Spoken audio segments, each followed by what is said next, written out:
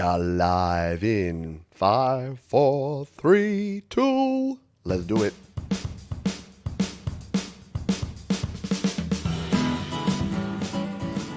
Yes.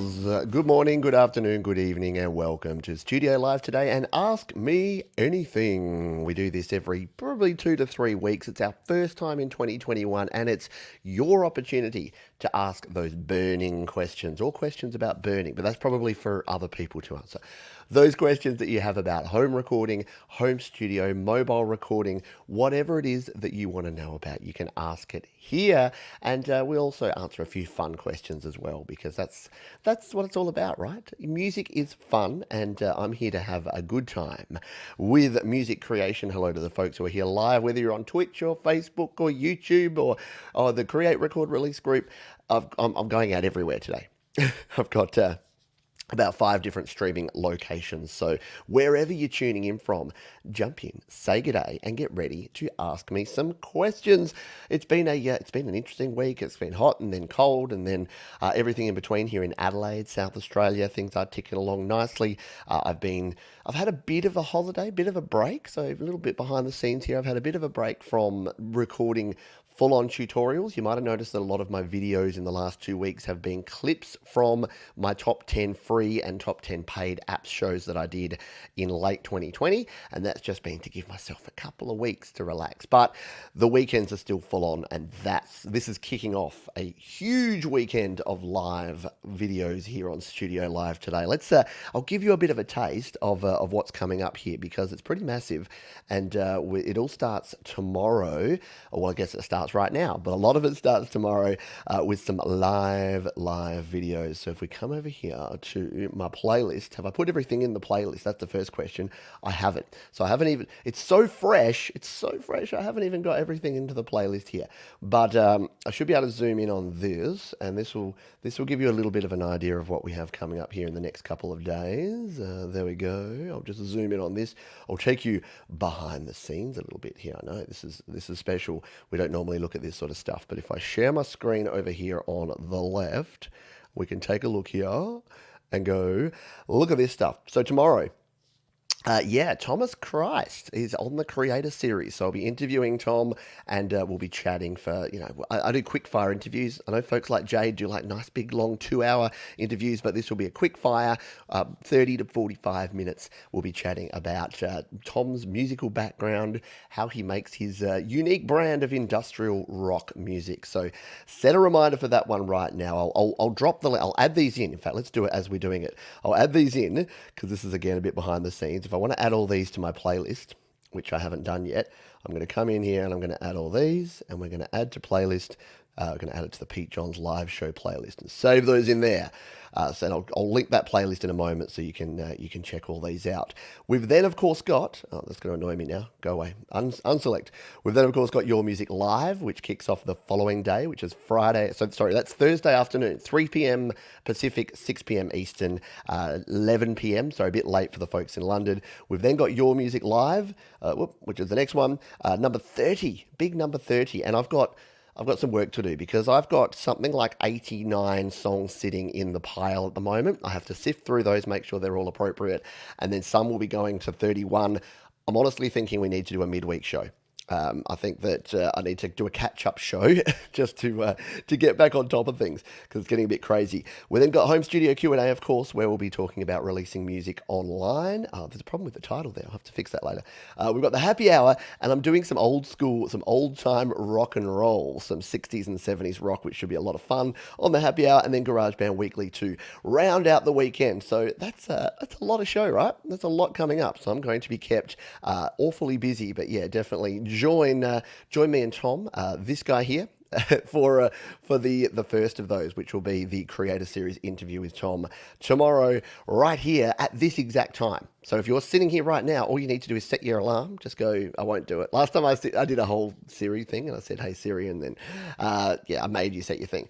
But this time around, I won't do that. So there you go. That's just a little bit of an update on what's going on. I thought I'd spend the first 5 minutes giving you a little bit of an overview of what's happening and what's going on around here, and then we'll dive in to your questions. And look at this. We've already got our friend Punkster P here, who has thrown the super chat here. So that's if you've got a burning question and you definitely want it answered, that's the way to do it.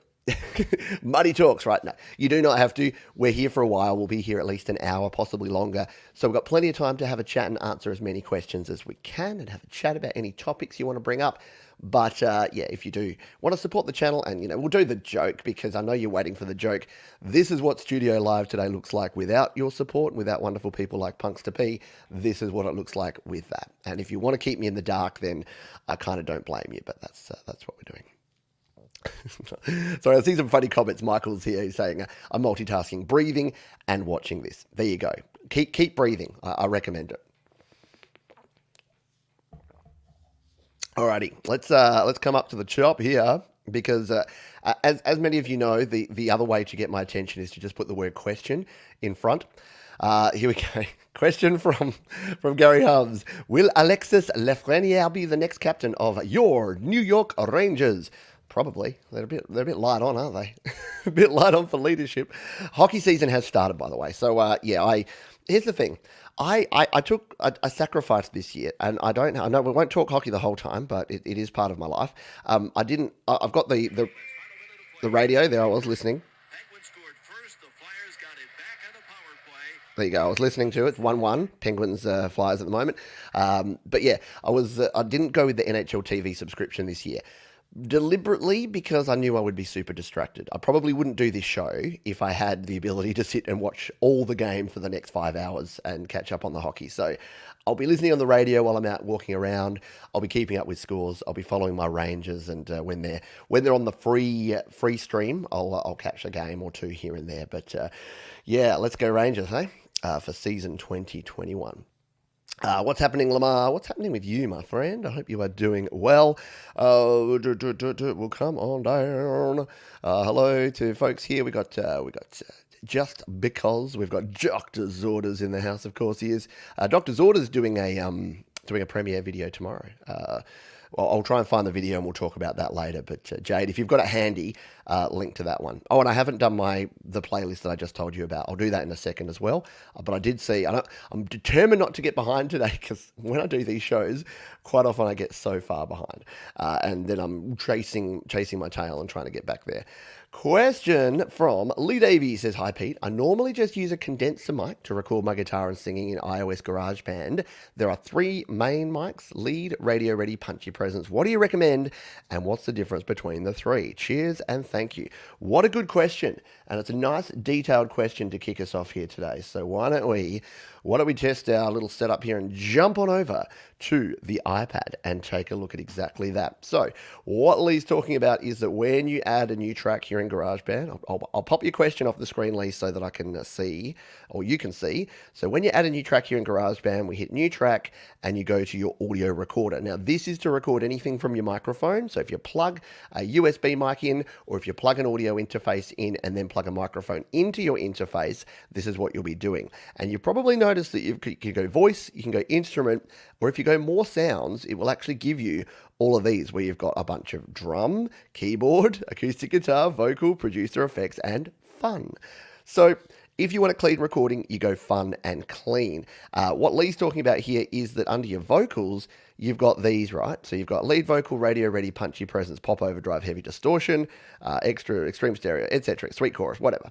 So what should you use? And it really depends on what sort of sound you want. So I realized I don't have a microphone to plug in here. So that was an oversight. If we need to, if I think it's really necessary, I'll go grab one and plug it in. But just to give you the brief overview, if we go to lead vocals here, let's take a look at what's on here. So if we go to the plugins and EQ and tap plugins and EQ, we've got a compressor. So we've already got some compression dialed in here. We've got effect EQ, which is just this tone knob, which is a very basic EQ. You can turn that off. And see, you might not have noticed this before, but here in GarageBand, these correspond with these. So when you turn it off like that, see how that's grayed out? As soon as I start moving it, it comes back on. So these little sort of shortcut controls are connected over here. Now we've got enhanced tuning on here, and notice again how it's not actually on until I actually add some in. If I put it to 0, it goes off. As soon as I turn it back on, it puts enhanced tuning. Now, never have pitch control on when you're recording, because that will add significant latency to your vocal track. Turn that off. You've then got overdrive, which again is this drive here. So you can drive that up, or you can turn it off and it will go off. You've got track reverb, which is this vocal hall here. So again, we turn that off, it goes gray, we turn it back on. So that's the presets that you have going on there. What I tend to do is I use this most of the time, but what I'll do is I'll probably add a little more compression, because usually the threshold just needs to be added a little bit there. And I might adjust this track reverb because it makes it pretty wet to start with. So I might turn the reverb down to like 10%. And that's how I'll record. So I'll come in here and I might use the overdrive a little bit. But if I do, I might just add a little bit of drive in there just to add some sort of rough crunchiness to the vocal. Now, the other ones that you can use, as you would have seen there, is if we go back to here. Oh, sorry, we'll tap on this one. You can go radio ready. So radio ready is similar, but if you look over here, it has slightly different things. So it has a stereo delay and a tape delay. So radio ready is going to give you less reverb, but more delay. So if you like hearing that little bit of delay after you're singing, when you're singing along, I would use radio ready. The next one, if we tap on here, punchy presence. This one, again, has a bit of that delay, but this one has more compression. So the reason it's called punchy presence is, look at this, compression ratio 17:1. So if you're finding you can't hear your vocals well enough, it's not cutting through your mix, I would start by dialing in punchy presence. So you're doing a rock song, you're doing a punk song, you're doing metal, I would use this. You're doing a light little ballad, I'd probably use something more like lead vocals and turn down some of that compression, because you won't need to punch through. So like most things, and I know people love it when I give the answer of it depends, but like most things, it depends. But I would normally, for most lead vocals, for the singer-songwriter sort of stuff I do, I'll dial in lead vocals. I'll usually just turn off the effect EQ there. I might add a little bit of EQ into the visual EQ, and then I'll normally just give a little extra compression and a little less on the reverb. And that's my normal vocal start. So hopefully that helps you and anyone else that's wondering about those and how these apply to these when you're actually dialing things in. The other thing to keep in mind is that some of these, like pitch control, can only be added if you use that. So if you're going to want to use pitch control, make sure you start with either lead vocals or radio ready. If you start with punchy presence, you can't actually add it in. You'd have to go back and completely restart and go to lead vocal or radio ready to have pitch control. It's not one that you can add in. It's only a preset available on those particular ones. So hopefully that gives you a bit of info, Lee, and helps you out with your next recording. But thank you for the question. Let's go. Glad Pete isn't the Van Gogh of GarageBand. He needs his ears. Yeah, not removing anything. Duplicate live streams. Yeah, so going out to Facebook on the Studio Live Today channel and also Pete John's Music. I don't know if I'm experimenting with that. I don't know if Facebook will shut me down for trying to do that. I'm not sure. We're about to find out, right? Excuse me a moment. Oh dear. I need a Pete's about to cough little cutaway so that you don't have to watch me do that. There you go. Jade has thrown Doctor's Orders premiere there. All right. Question. There is a duplicate live stream. Yeah, there is. There's a duplicate live stream on Facebook. If it's causing issues, let me know. But it shouldn't be. It should be fine. But yeah, I don't know. Facebook may have changed it and said, nope, we don't want you to go into multiple places. Hey, Brad, hope you are doing well, my friend. Question here from EmoBot9000. Will you be giving Logic a go since you have a Mac now? Do you think you'll make a video of it if you do? Yes and yes. So my plans are, so you may, if you're new to the channel or if you don't follow everything I do around here, about 2 months ago, I bought a Mac M1, my Mac Mini, which is what I'm using to stream right now, right here, right now. And that included the wonderful GarageBand Mac software, which I'm just starting to use, starting to get my head around. I'm just loading it up in the background so that we can take a quick look at that. I know you know what GarageBand on Mac looks like, but just to show a bit of visualization. So I started playing around with GarageBand on Mac. Let's see if it's working there. Yeah. But here's the thing: I've got some more to learn. I'm actually going to do some learning in GarageBand. Watch some GarageBand guide videos. Maybe I should even actually. That's not a bad idea. Maybe I need to do one of Patrick's courses on the GarageBand guide, and then I could critique it. No, he would not like that. But yeah, I do need to learn more about GarageBand first. So my plans from here are to spend some more time with GarageBand Mac. I'm still using GarageBand iOS. As you'll be noting, a lot of the videos and the demos and the live shows I'm still doing very focused on GarageBand iOS. So if you're an iPad iPhone user, don't stress. I'm not changing. I've not jumped ship over to Mac. I'm still very much about mobile. So I'm going to learn more about GarageBand on Mac, and then I'm going to try out Logic. But because Logic gives you a 90-day free trial? I don't want to waste that before I even know GarageBand, because to do a video about the difference between GarageBand and Logic and whether you should bother getting Logic, I kind of need to know what GarageBand does first, yeah? So the next probably month or more will be me learning GarageBand, and then I'm thinking around about February or March, I will be jumping in and checking out Logic. There you go. Bubba says, question, how could someone have 170 plus listens on a song in SoundCloud in 24 hours? Asking for a friend. Interesting. So how could you? You've got a really good song that you've shared with the community that really like it. One person's just played it over and over again, or has left it stuck on repeat or whatever. Some bots have got hold of it, which, we'll talk streaming and we'll talk bots and bot streaming and playlisting later. But yeah, there's a bunch of different ways. SoundCloud's weird, and I've found that as well with SoundCloud. Sometimes you'll just have some really abnormal behavior and weird stuff that goes on SoundCloud. So take it as legitimate until it's proven otherwise. But yeah, just be careful if you get a whole bunch of streams and then someone comes saying, hey bro, I want to make you a star. Go to this website and check it out. And then you go to the website and it's like, makeyouastar.com. Just pay $200 at account keeping fee, administration fee, and then we'll get you onto all these playlists and we'll get you in front of all these executives. Yeah, there's a lot of shysters out there that are going to do things like that. So be careful. Yeah, well, I know we got the Habs versus the Leafs. That's I think that's after this show, isn't it? That's one that I'll go for a walk and I'll listen to the Canadiens and the Leafs doing that. Is there any way to strum guitar in GarageBand? So in GarageBand Mac, no, that we were just showing there, that we don't have a virtual guitar, which is one of the benefits of GarageBand on iOS. So here in Mac we don't, but if we throw that one down and come back to here, if you're using your virtual guitar in GarageBand, then yes, you can strum. So you get that, you just grab your finger and go.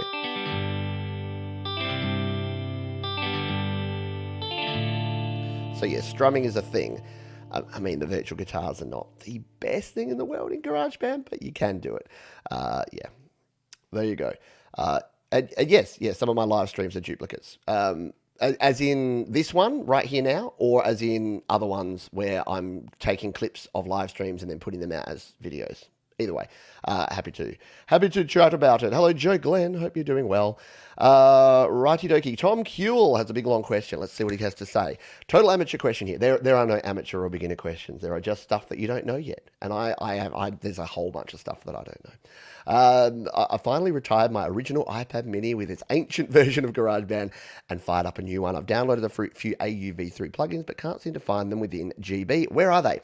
Right, let's jump over and show you that because we have it ready to go. So if we're here in GarageBand, what Tom's talking about is, the cool thing about GarageBand is it's a free app, but you can actually expand it. You can use not only the plugins and effects that you get within GarageBand, but you can use others by using AUV3. So let's just grab this piano, shall we, and play. So we'll grab these couple of pianos actually.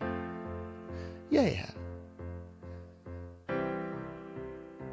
So say we wanted to add some, I don't know why I'm compressing a piano, but there's a cool new plugin compressor called Schlap from Calum Audio. So say I wanted to slap this piano a little bit harder, I can go to the plugins and effects up the top left here, tap on plugins and EQ, and here's what we were playing around with before, but what we can do is tap on edit, and then hit the plus button here.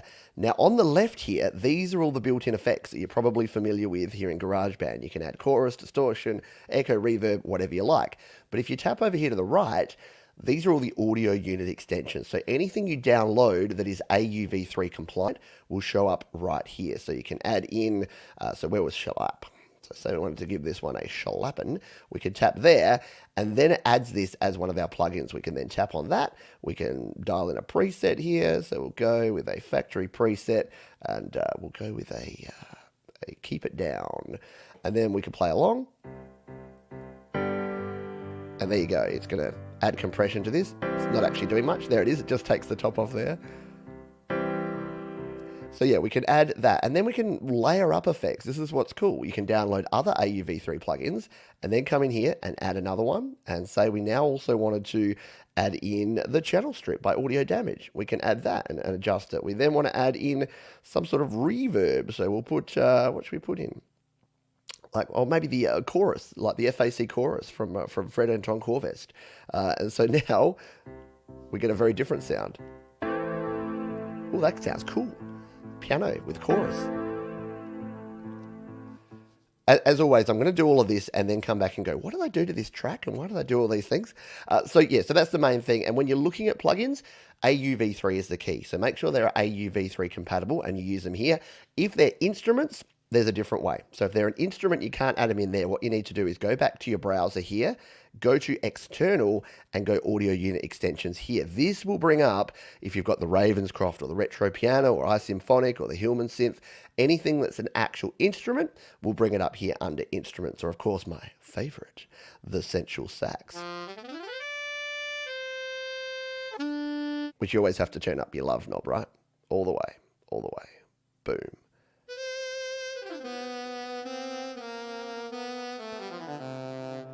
Love it.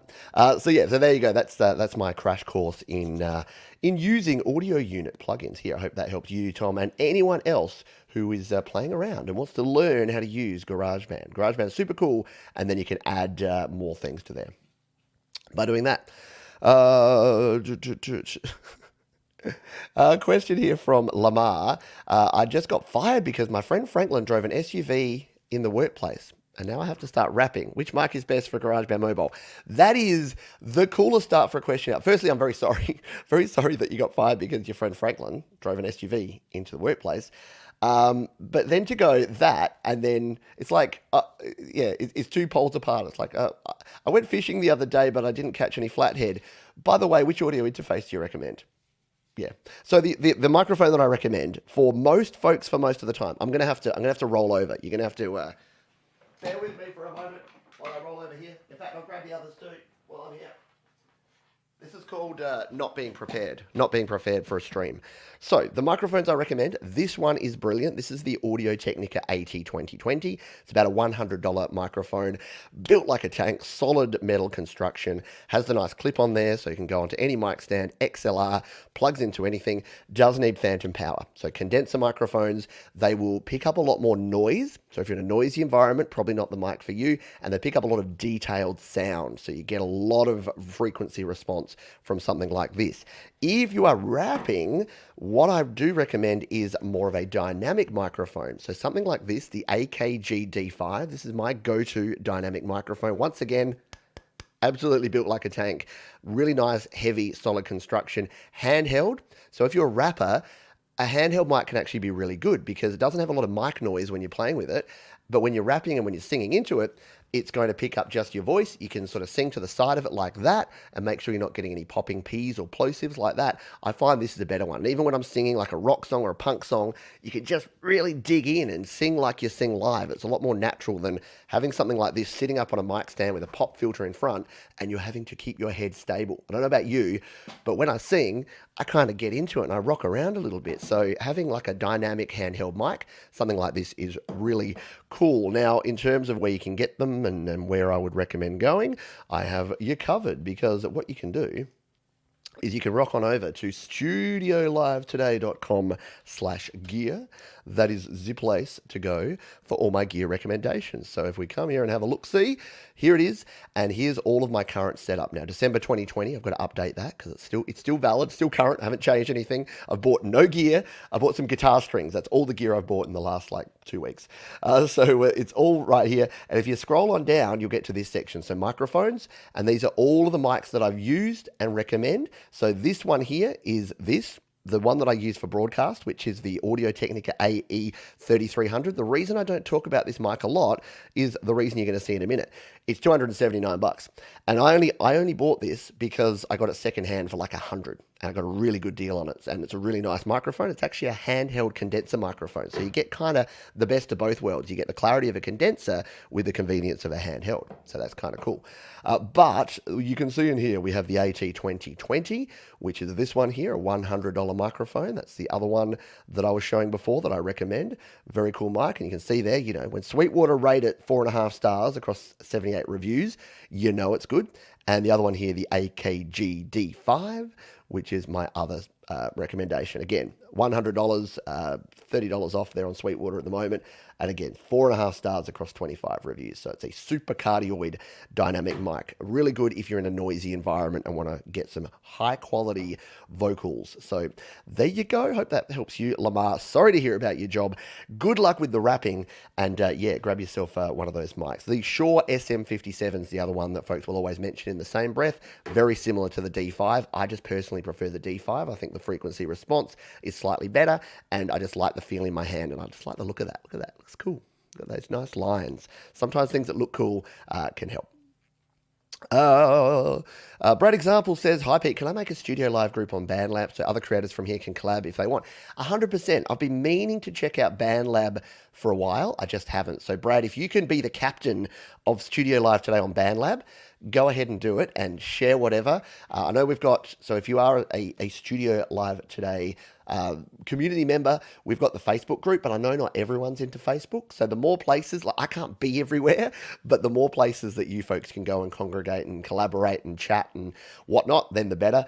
I've also heard about Discord. I know I'm an old man and I don't quite get it, but I'm going to try and learn about Discord because apparently Discord servers are cool places to hang out. Actually, I think Jakob Hack was talking about Discord on his show, and I think he uses that. So maybe I need to tag along with Jakob and learn more about Discord from what he uses it for. Might be fun.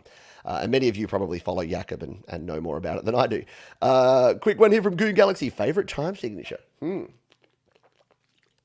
What a good question. My favorite time signature is actually 5/4 time, mostly because my favorite jazz song of all time is Take 5 by Dave Brubeck.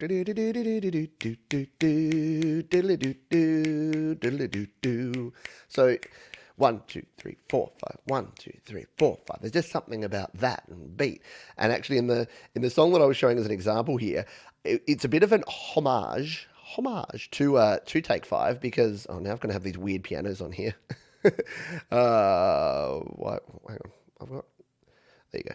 I'm just going to come over here and play it. So the piano part that I wrote it's not really that much like Take 5, but it was kind of what inspired me to write this part and wanted to do a song in 5/4 time. Let's just jump over here and take a quick look. Sorry, I promised myself I wouldn't go off on weird tangents, and then what am I doing? Tangents. So.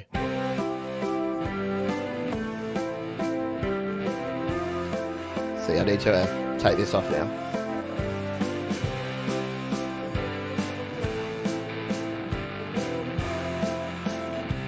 And yeah, this remains the one and only song that I've ever actually created in 5/4 time. All right, I'm behind, so we're going to try and catch up again. Oh, wow, I'm way behind, aren't I? Okay, let's catch up. Do you have any recommendations for recording sax solos? I've been using voice settings, sometimes turning up reverb depending on the song. This is from Paul Huffman. So Paul, sax solos. I think reverb, a little delay can work well on a solo. So an eighth note or a quarter note delay is good. Some reverb on there is good if you use it in moderation.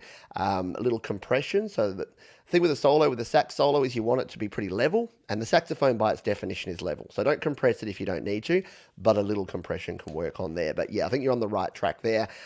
Yeah, turning up the reverb, making sure it sounds like it's in a space where everything else is, because a solo can stick out if it sounds too dry. So yeah, add a little reverb that you're using on your drums or your guitars or your vocals, and it should sit and stick nicely there. Brad's getting lonely over there at BandLab. Chris Anthony, hope you're doing okay. I am, my friend. And adding on to Paul's question, what about recording violin? Now, violin is a very delicate instrument, and it can be tricky to mix. To be honest, I've mixed a couple of songs with real strings. Dan Baker recorded violin on a song of mine called Things Change. And yeah, it was interesting learning how to mix that and not doing my normal thing of just, reverb, compression, delay. There you go. But finding a way to make it subtle. I did use quite a bit of compression on the violin because it did have sort of some louder soft parts, and I did want to keep some of the dynamics, but I also wanted to sort of level things out. So maybe we'll talk more about mixing and EQing these things later, but I'm conscious that we got so many questions here. Duplicate live stream in the playlist. Okay, thank you. We got there in the end. Thank you very much. Yes, I think when I added them in, I added in the wrong ones. So let's fix that right now, shall we? It's because I did want to link to the playlist here in the chat. So if I bring up, I'm bringing up all sorts of weird things on my screen here, none of which I actually want. There we are. We'll go back to here, and I'll show you again a little bit behind the scenes. So what I did is I added all those to the playlist for my Pete Johns live shows playlist. But if we go over to my playlists, now I'm going to have them in there multiple times. So we'll go to edit. We'll edit this playlist in YouTube. Yeah, here we go. So this is what our friend here is talking about. So thank you. We'll get this fixed up because I already had a few of these in here, but I added some of them twice. So we'll remove that one there. We'll remove that from the live show. What else do we have two of? We've got two of that one. We'll remove that. And then we should have Ask Me Anything, which is now.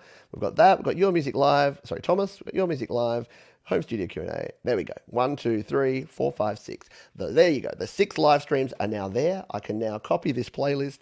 I'll paste it over here into the chat. And then if anyone wants to check those out, you can do so. Thank you for that. Sorry I didn't understand what you were saying. It took me a while. I can be a bit slow sometimes with things like that. Are you guys record? Yeah, you can record violin and sax in GarageBand. It's a great platform for pretty much anything. You can do it with anything.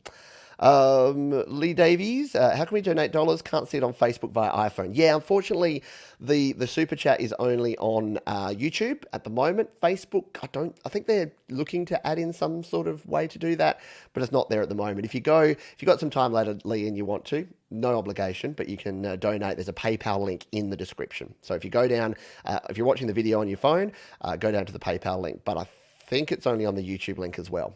Need to get better at that. But thank you. Stuart Talks Stuff says, watching a lot of your vids, Pete, here in the UK, loads of COVID, so plenty of time. I know it's since March, there's been a lot more time for folks to create music, and it's not a great reason for why we should all be recording, but make lemonade out of lemon. There you go. And we finally got there. Thank you. Thank you, Bass Kartek. We finally got there in the end. Appreciate it. Chris Anthony, how do you mix a piano track on GarageBand? So yeah, we showed a little bit about that before, but we'll come back over to GarageBand and I'll show you some of the things, because the stuff that I used in my demo is not what I would actually use on a piano track here in GarageBand. So if we go back to this piano track, see, I've got the tape cassette. I've been playing around with these too much. I generally, because the GarageBand piano by itself actually sounds good, like it already has quite a lot of compression and a little reverb and EQ on it anyway. So if we play it, you don't actually need a whole lot of anything. If we came to, say, just this high piano, and we'll just put it in the middle so you can hear it a bit louder, you can see that all I've really got on here is a bunch of reverb, which is my track reverb. If we turn that up, so you don't want that much, right? So I've just got a little reverb on there. And that's about all I do, to be really honest, with piano. If you're using a virtual piano, if you're recording an acoustic piano, It's a little bit of a different story. But for something like this, yeah, I don't actually use a whole lot. If I was going to add anything to the piano, I may EQ it a little bit. Sometimes I find that I need to roll off at the bottom end here with a piano, or I may want to actually enhance it. I may want to give a little air on the top end, so I may add a little air by EQing the top end like that. And the other thing is, if you've got too much dynamics in your piano, so if you've played it in using a MIDI keyboard and there's too many sort of louder and softer parts, what I'll do is jump in and do a bit of compression. So let's just show you what compression we'll do here. We'll just play, we'll go to a bit where it's playing a little bit more like this.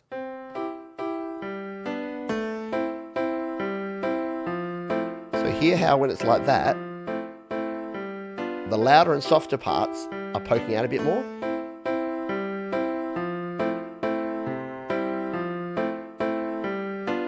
With the compression, what it's doing is it's squashing it down. It's squashing down the top peaks and then pulling the volume back up. So if you're finding that there's little bits of your track, and whether it's piano or vocals or guitar or whatever that you can't hear, the great thing about compression is you can jump in here and turn that on, and that just levels it out, levels out your track. So compression is a key thing, and I use it a lot in piano mixing if you've got too much of that, the up and down going on there. A question here from Pauline says, I've just started using GarageBand. I think your tutorials are great. Thank you. Much clearer than the other ones. How can I use more than one rhythm in one song? And can I send my first recordings to you? So yes, you can send your first recordings to me. I do get a lot of emails, and it's a lovely problem to have, and I do appreciate everyone that emails me. I can't always listen. That's why I do Your Music Live. I can't always spend the time to listen to everyone's songs all the time, but if you have specific things and I've got some time, I can usually give it a spin and then just give you a few dot points about it. So pete@studiolivetoday.com. More than one rhythm in one song. If you're talking time signatures, it's not actually technically possible. I did actually use multiple time signatures in this one by creating my own click track. So you can see at the top there, I've got my own click track that's called click track. And this was actually created, if we come in here and play,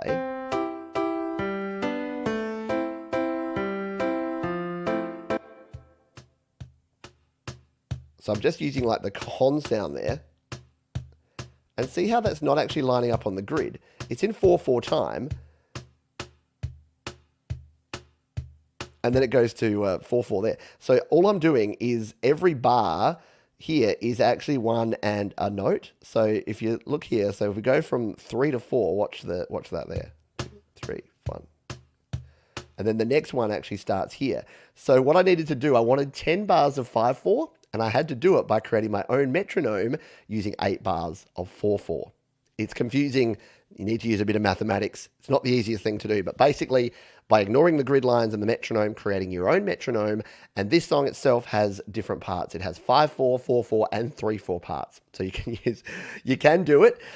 It's not the easiest thing in the world to do. And I do have a video about it. Let's see if I can find my video.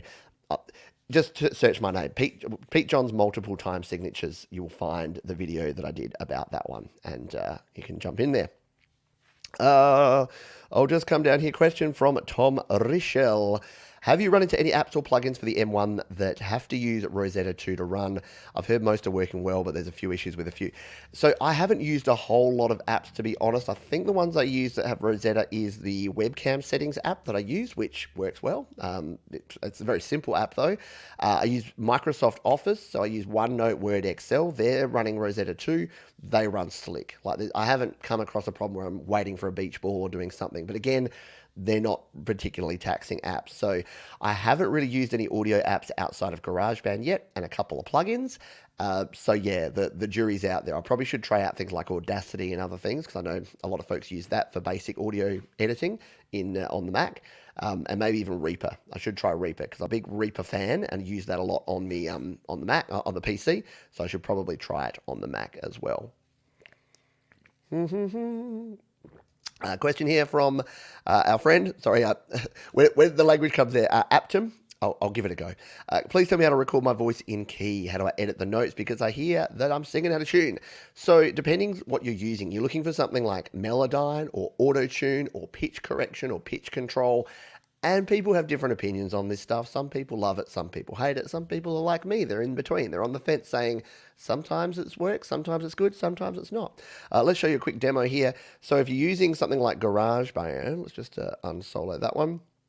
We'll come here to my lead vocal track and come in here. So I showed this earlier in the show that you can see here I have the enhanced tuning there. So if you select one of the presets, like this one that I've used here, the lead vocals, that has enhanced tuning, see I've got this pitch control knob. Now, GarageBand's built-in pitch control is very simple. It's either on or it's off. So when I play this track like this, plant a tree that you won't see. We can turn the pitch control way up. That's what they always said to me. And you get a bit of that going on, right? So yeah, your pitch control, it can be a little bit nuts if you turn it up too much. But a little bit of subtle pitch control, just used like that, is pretty good. And I've got a video actually. If you search Pete Johns Auto-Tune, there's a video called Auto-Tune, but it's subtle. So I show you how to use pitch control just on some phrases. So basically the short version of that is you come in here, you've got your vocal track like that, you split it out, and any phrases or words that you want to add auto-tune, you cut out, you add them to a second track, and you just auto-tune those. And that can be a lot more subtle than having auto-tune. Otherwise, you end up sounding like T-Pain, as I was doing there when we turned it up. So we'll come back in here. I'll just put that back down to nothing so that I don't get confused next time we come in here. So that's what I would recommend if you want to play around with that. And every platform has their own version of that. Again, you're looking for auto-tune, Melodyne, tuning, something like that. Gasman says, is it possible to use effects on GB by bus insert? Is there a plugin like Waves? Is there a plugin like Waves Logic API, Neve preamp, and tape simulator, not tape delay? So a couple of questions all wrapped in there, which we'll cover here. So short answer to sends and receives is that GarageBand iOS does not have the ability to use effects sends and receives. If you've used most other DAWs, including GarageBand on Mac, you'll realize that you can set up a reverb track and then send a little bit of each track to that reverb track. So you can use sends and receives to actually send your audio around. That can help you with things like parallel compression, with things like side chaining. There's a lot of cool things that you can do when you have effect sends. We don't have them here in GarageBand, so they all are inserts directly onto the tracks, which is what we've shown before by coming here and adding them. Now, in terms of we'll come here, we'll remove this effect EQ. In terms of tape saturation, there's a few that I recommend here. Calum Audio make a cool one called Tape Cassette 2, which is a very nice free saturation plugin. So if we come down here, Tape Cassette 2 from Calum Audio, this has some very basic controls, but you can see here, you can add the wow and the flutter and, make it sound like an old school tape, or you can just only use the saturation and maybe some low pass on here. And that will just give it that sort of analog warmth that you may want to get. So yeah, you're not looking for tape delay, but a tape simulator. Tape Cassette 2 is what you want. The other option, if you want to spend a bit of coin, that I've been loving lately, is a little app. It's not a little app, it's a giant app called Mixbox. So Mixbox CS from IK Multimedia. And what this does, we'll embiggen it, is gives you 8 channels of effects processing, and it's got 70 plus different effects that we can add in here. And this has some cool saturation plugins here. So you've got a phonograph, bit of a record player saturation, Saturator X, and of course a tape cassette as well with the cool little animation of the tape there.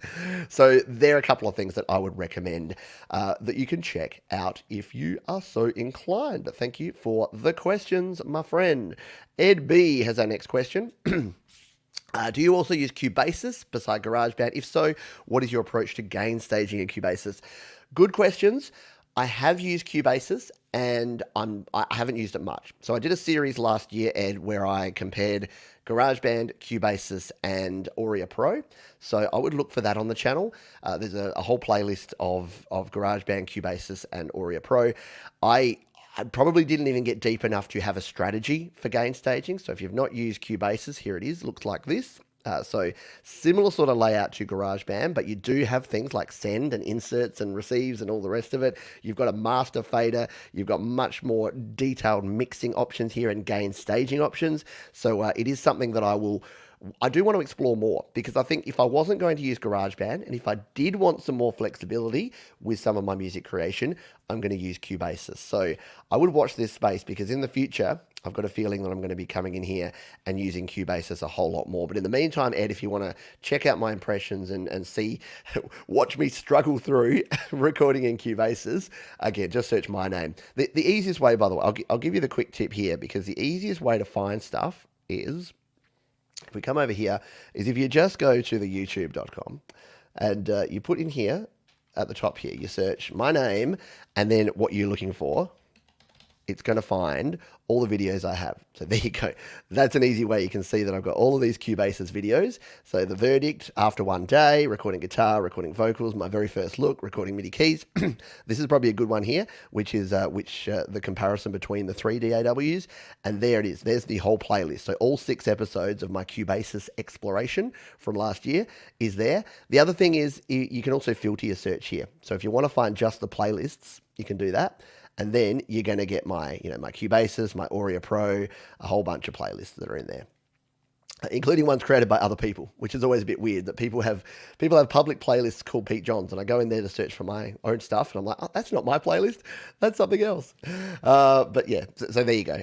But good question, Ed, and thank you for asking it.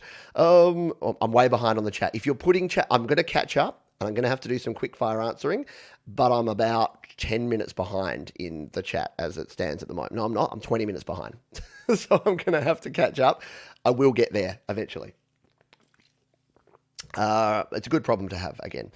Question here from Deep Gravity. When recording vocals, have you tested any significant differences between recording vocals on GB or any other DAW?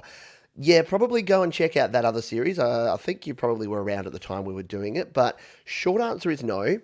When you're recording, it is more about the microphone you're using and the audio interface you're using. And I've said this before, but where people get confused is around, the Cubasis is better for recording vocals than GarageBand. It may be, but the reason it would be is because of the plugins that you're using or the effects processing you're using in Cubasis. It's nothing to do with sort of the recording engine and look, it's not that there's no difference at all. But in my experience, the difference is so negligible that it's not even worth discussing because all that your DAW is doing is recording digital audio.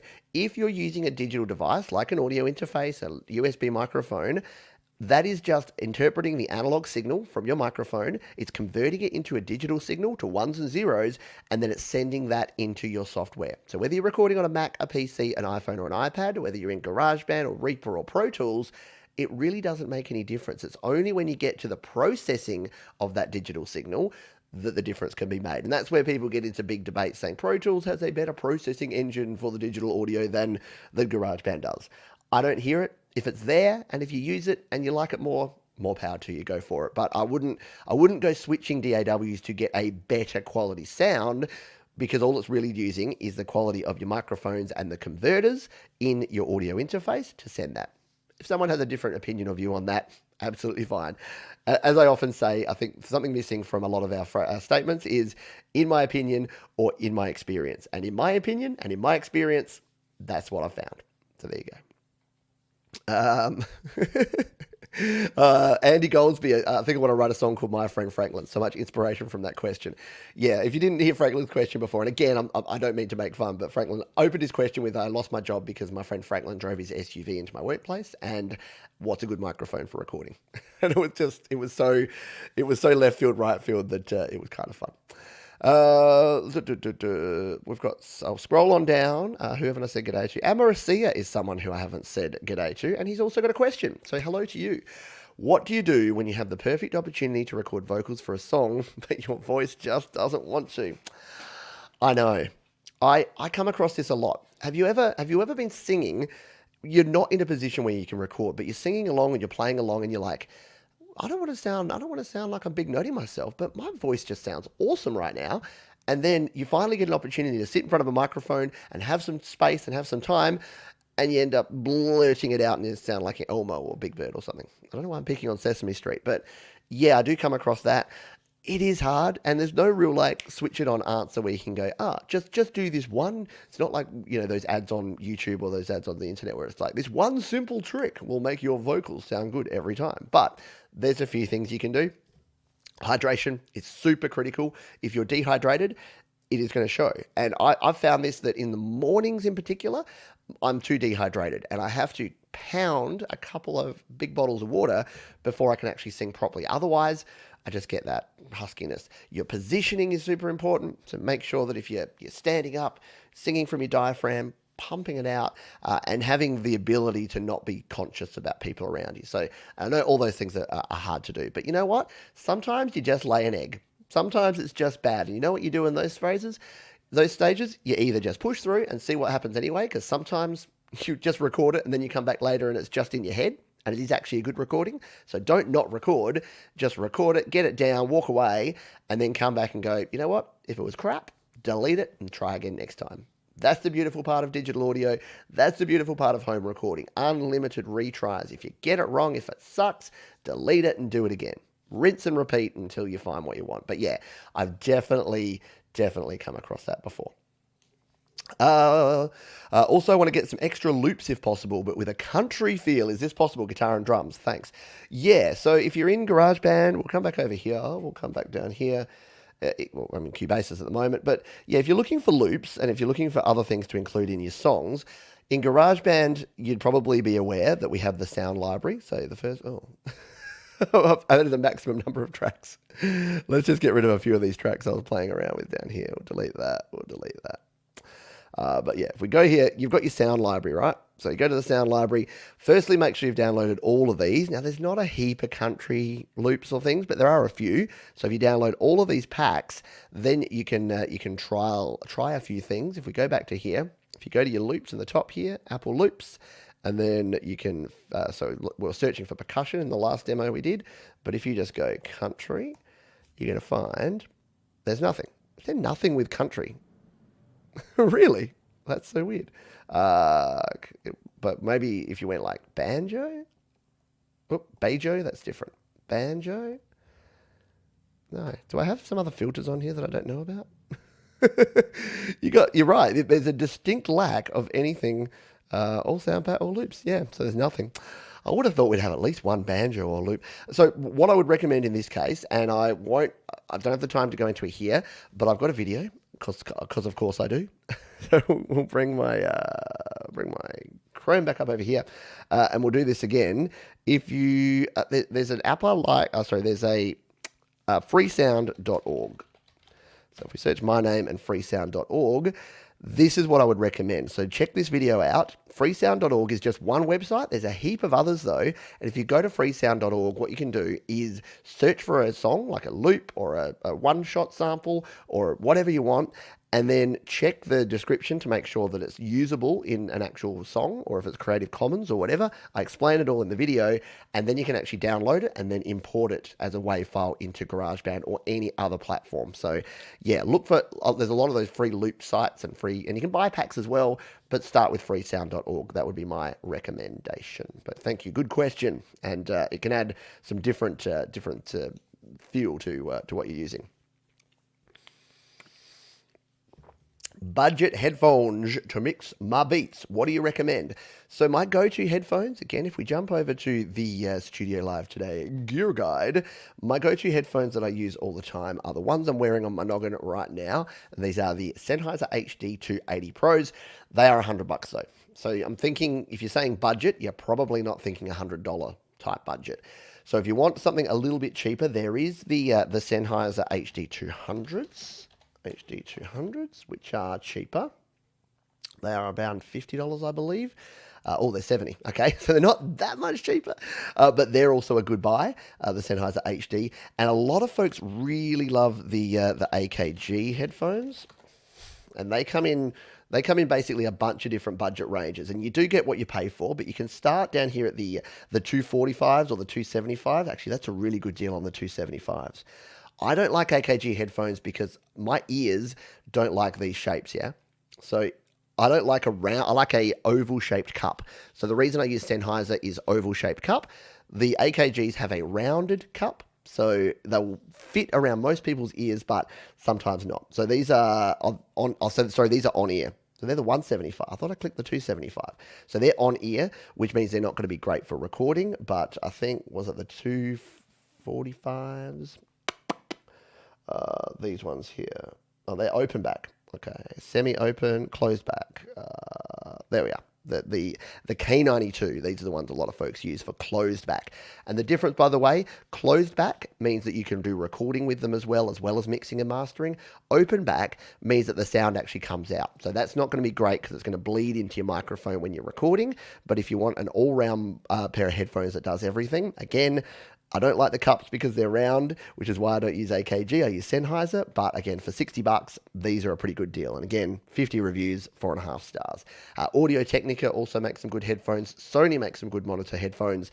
If you use a brand name around the $50 mark, you're going to get something good. And if you want to go to the next level, go for something like the HD 280 Pros if you've got $100 to spend. But yeah, you don't need to spend the $300 and $400 and $500 for top-end headphones when you're starting out especially. But yeah, you can look around at some of the stuff that I recommend over on the Gear Guide.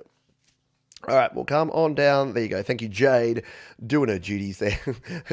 her glorious unpaid duties as moderator here by putting the links in there. So, yeah, there is my Gear Guide. They are affiliated links. That's a good point to make. So it does mean that if you make a purchase, if you go over to studiolivetoday.com/gear, if you jump on over here, and you use any of these links, and even if you're buying anything, if you want to support the channel, you can go into Amazon, Sweetwater, eBay, or Thomann. If you go in via these links, what that will do is it will mean that if you then make a purchase, they break off a little chunk. You pay the same amount, they break off a little chunk and send it my way, and that way you'll feel warm and fuzzy. Where?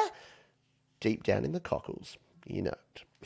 If you don't know about that reference, it just means that you're feeling good, feeling warm and fuzzy down in the cockles.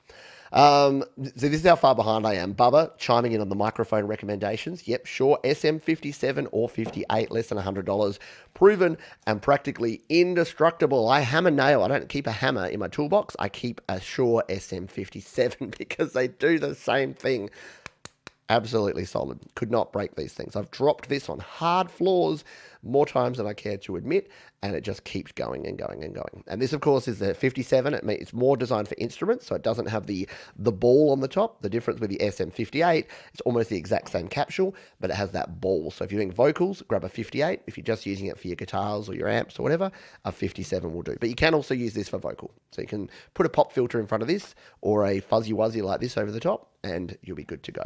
But yes, good point. Put a C on, yeah. So Brad, who's hooking up on the Band Lab, he can be captain of Band Lab. Joe Glenn. Now, yeah, I think I've seen you asking about pop filters on some other places. I've been trying to catch up, but time is of the essence. A good pop filter for an AKG pencil mic. I'm having trouble with the T's, the popping P's and the terrible T's. So I don't mind these ones, if I can pull it off without. So here's my microphone, right? So this is my Audio Technica AE3300.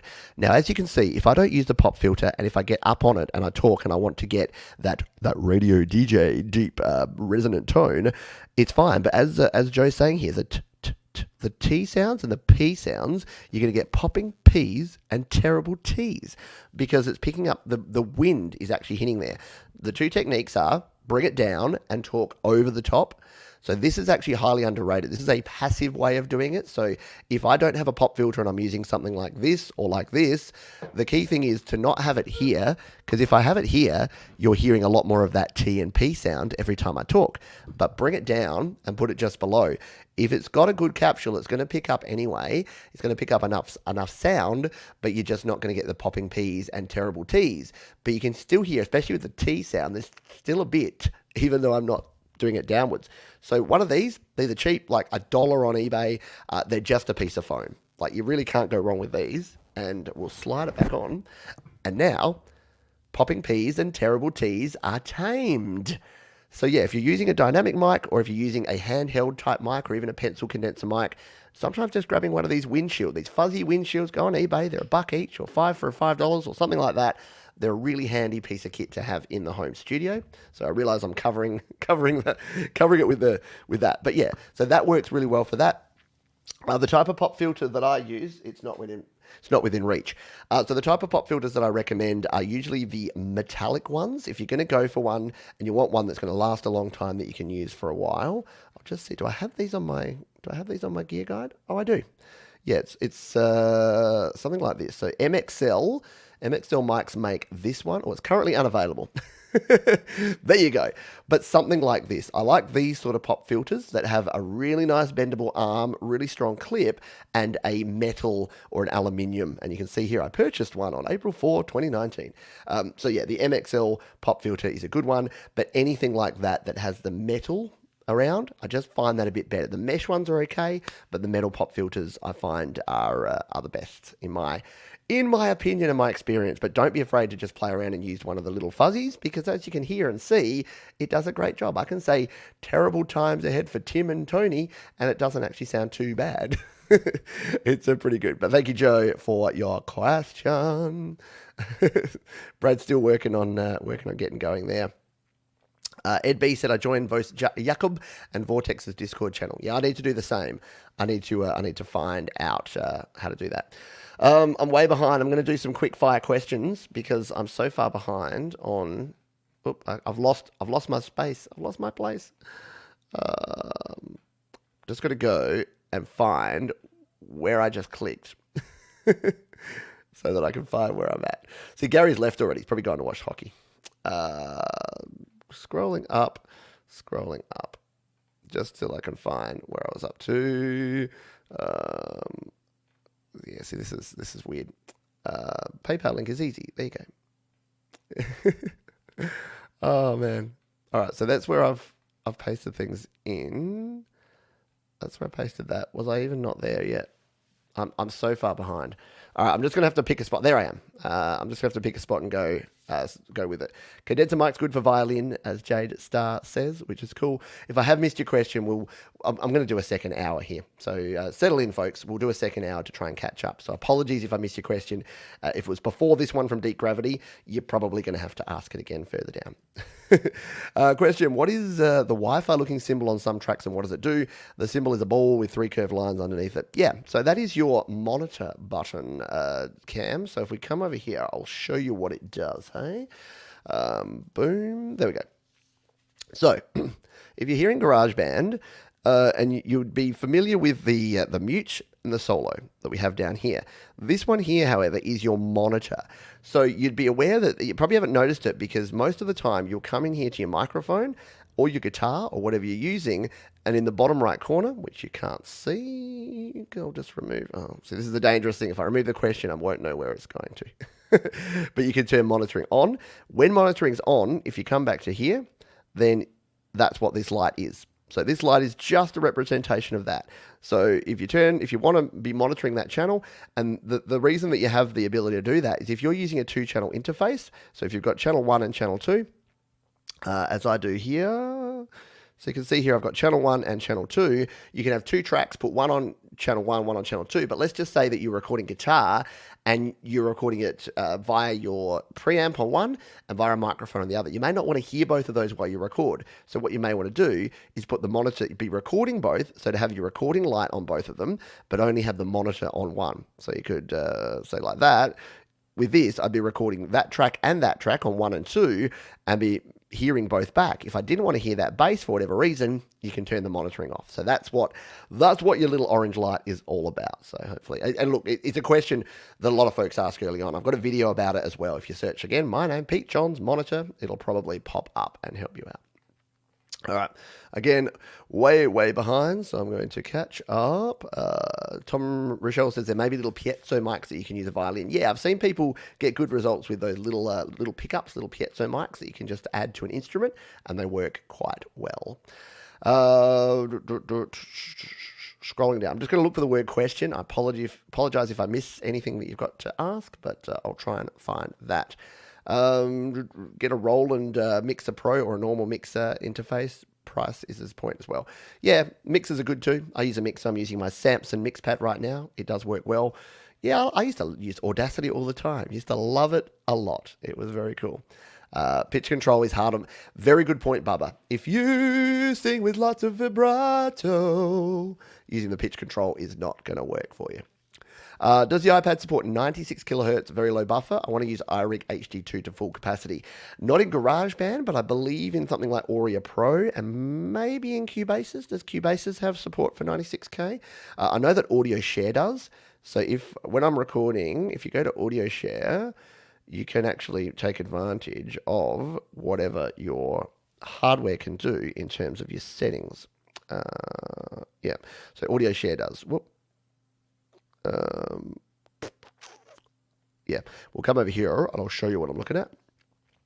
So audio share here, format wave, stereo, 24-bit, and you can see here I'm on 44. If I go to 96, what's it going to say? Is higher than the current hardware sampling rate. Okay, so because the hardware I've got plugged in here is 44, I'd say if you had your iRig HD and it's a 96 kilohertz, you won't get that. But yeah, it's going to upsample it there. So Audio Share does, I'm pretty sure Audio Pro does, and have settings. But GarageBand maxes out at 44.1 and is in fact only 44.1. You can't change it at all. Scrolling on down. Yeah, you need to watch the cricket. Cricket's like hockey, except it takes 5 days instead of 2 hours. Except we have a short cricket now. We have the T20 cricket now, so that goes a lot better. How do you rhyme a song new to music on GarageBand? Love, glove, the same old rhyme you hear all the time.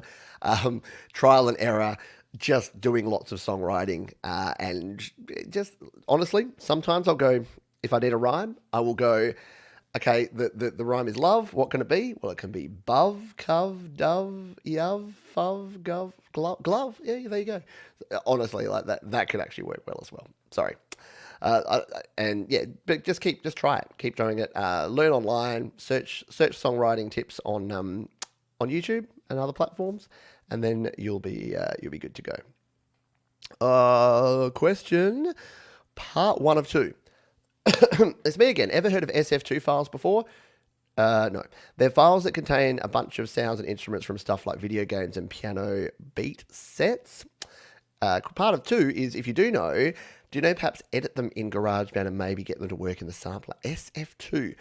I haven't come across SF2, but I haven't done a lot to do with video games or chip tunes or anything like that. So I don't know. Are they sound fonts? Is that what SF is? Sound fonts? A lot of people keep recommending sound fonts to me. At some stage, I'm going to have to play around with them. But at this stage, I haven't done anything with them. So, yeah. I'm not the best person to answer, but maybe someone here in the chat or watching on the replay will have something better to advise. So, apologies, but no. Oh, there you go. See, Tom's already jumped on it. You can load and play SF2 in the Bismarck BS16i app.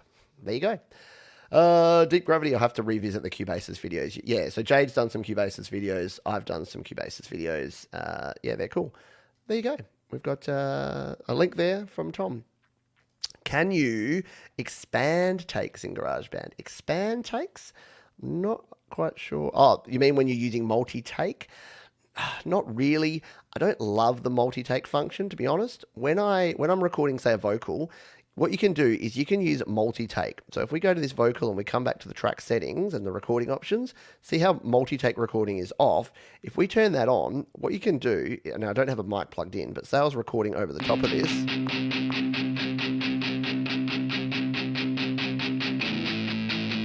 What it's going to do is create a second take on top of that first take. Now, the reason I don't use these and I don't like these is that you can change the take by coming in here, tapping it, hitting takes, and then going back to take 1, and then take 2, and you can A-B them that way. But I don't like the way it works because I like to be able to have 2 takes that I can actually see, and then just on 2 separate tracks, and then flick between them. So personally, I don't use multi-take, and I don't like it. See, now I'm like, I don't even know how to get rid of it. Undo. I've got to undo this a bunch of times to get rid of it.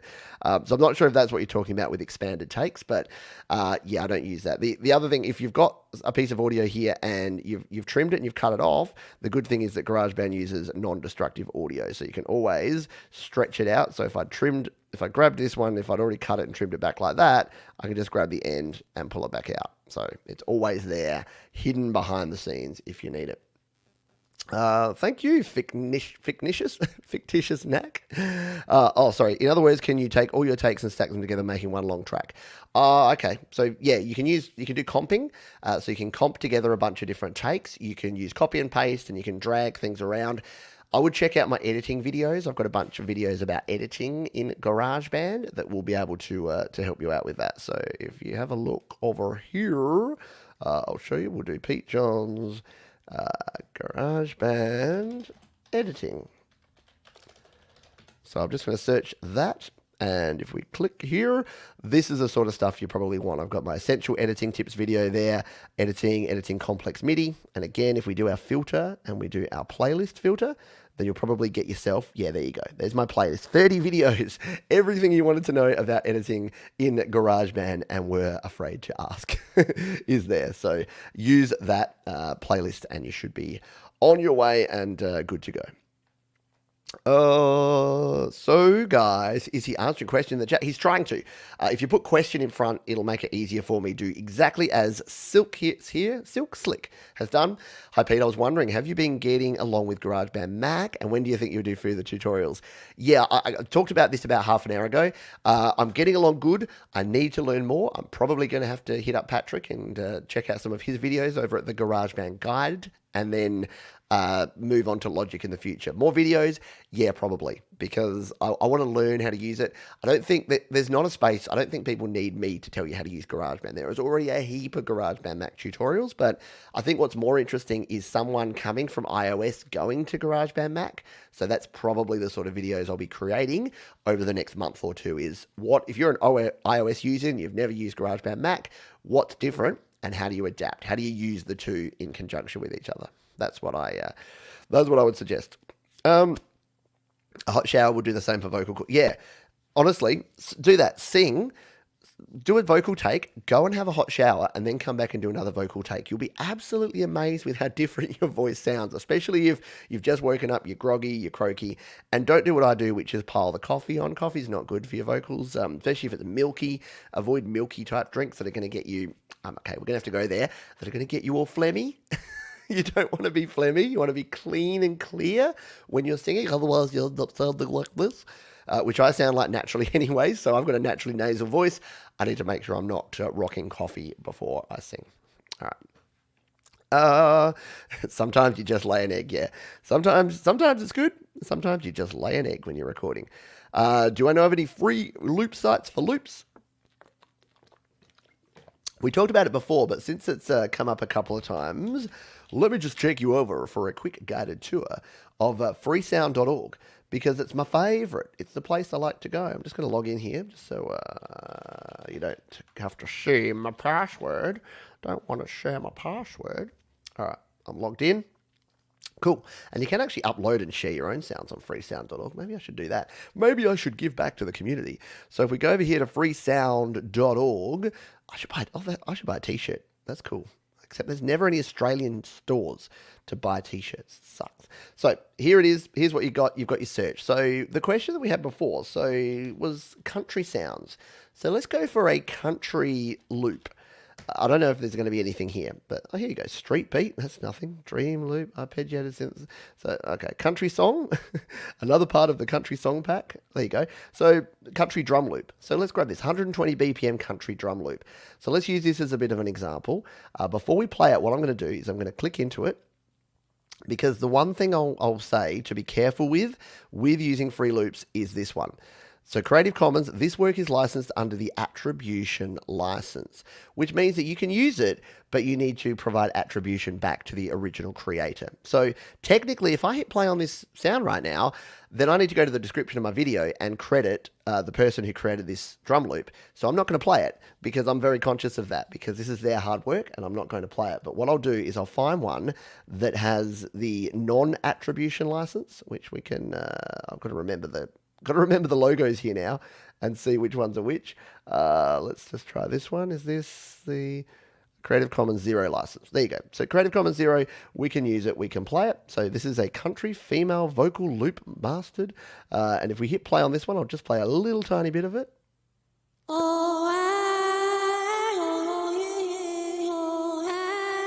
Okay, apparently a country ghost vocal loop. But yeah, there's a whole bunch of other stuff in here. So if you went like break beat and you wanted to find something cool, like there you go. You've got like a 165 BPM break, a 180 BPM break. You can just sample them by clicking there. In fact, let's just see if we're allowed to play this one. Yep, that's cool. So we'll play this little break. And there you go. And because it tells you the BPM, all you need to do is grab your DAW, GarageBand, whatever you're using, and then pop that in, set your project up at 180 BPM, download it, bring it into your track, and you're good to go. And I've got videos showing that. So if you search petejohnsfreesound.org, I've got a video showing you exactly how to use it and how to get it done. Question, what do I think of Fruity Loops Studio? Sorry, every time I say FL Studio, I have to call it Fruity Loops Studio because I think a lot of people that record and mix in FL Studio don't realize that it's called Fruity Loops Studio. I did use it way back in the day, very briefly. It's not the workflow in FL Studio is not suited to what I do. If you're an electronic music producer, I think it's fantastic and I think it works really well. I think GarageBand works equally as well for electronic music. I kind of just picked GarageBand and went with it, and it's my workflow. So it's not that I have any problem with FL Studio or creating in FL. I just have never really used it. So it's not any knock on that. It's just it's just that I haven't used it. I want to find more cello loops, but GarageBand, yeah. So I don't know. If I search for cello, search cello in freesound.org. Let's just see what we got. Yeah, look at that. You got some cello loops. Freesound.org, my friend. Cello, cello, cello. You got cellos out the wazoo.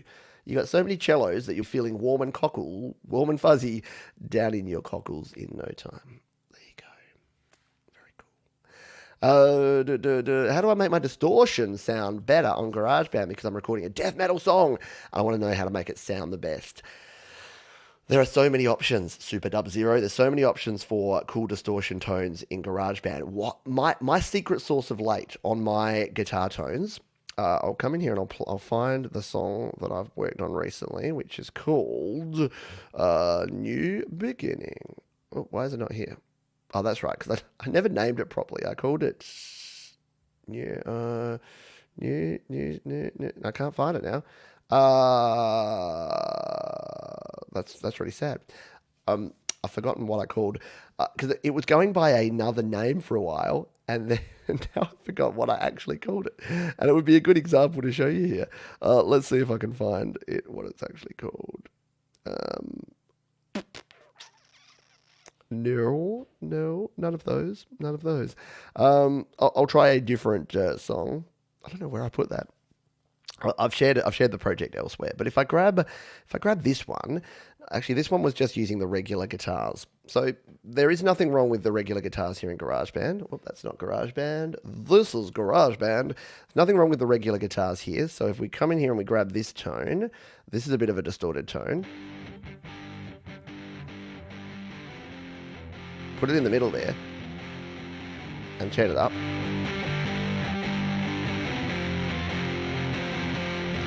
But yeah, it's lacking a little bit. But what I've been using lately is Tone Bridge. So if you go in here and we just add a clean track like this, the reason I'm loving Tone Bridge is not only is it free, so okay, fun, clean, not only is it free, but you can just dial in, like with zero effort, you can dial in some epic tones. So we'll just copy this bit of audio from that guitar amp sim. We'll paste it down here in this bottom track. Yeah, you can still see that. Yep, cool. And we'll paste it there. What we can then do is just go to our plugins and EQ and then hit edit and add in here. And we'll go to our audio unit extensions and go down to Tone Bridge, like so. And then we can actually dial in whatever we want. So you can see here, this has got the Offspring Self-Esteem. So if we play this one.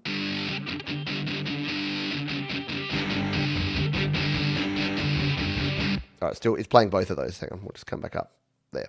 So yeah, you can hear that you've got that tone there. And then this is a cool thing. Whatever metal band you're trying to make a sound like, you can just put them in here and you'll be good to go. So you want a Metallica tone, you hit Metallica, and then check out this. You can check out all the different ones that you've got. So let's say maybe Seek and Destroy, the main riff of that, it's going to sound like this. Right, very cool. You want a more of a Tool kind of guitar sound, like a really distorted Tool guitar sound? Let's type in Tool and let's grab the guitar sound from what's something from Sober. I love Sober by Tool. So we grab the Sober guitar sound. Yeah. So you just got a whole bunch of flexibility and a whole bunch of cool guitar tones that you can dial in there just using the ToneBridge app. It took me a long time to start using it, but now that I'm using it, I love it. I'm never gonna stop. You can't stop me using ToneBridge. All right, I'm way behind. I know I keep saying that, and then I keep doing nothing to get there. Scrolling down. Oh no, it did the thing where it jumped right down to the bottom. Okay. Oh, I think I found where we're at to. Distortion. Yep, we just answered the distortion question.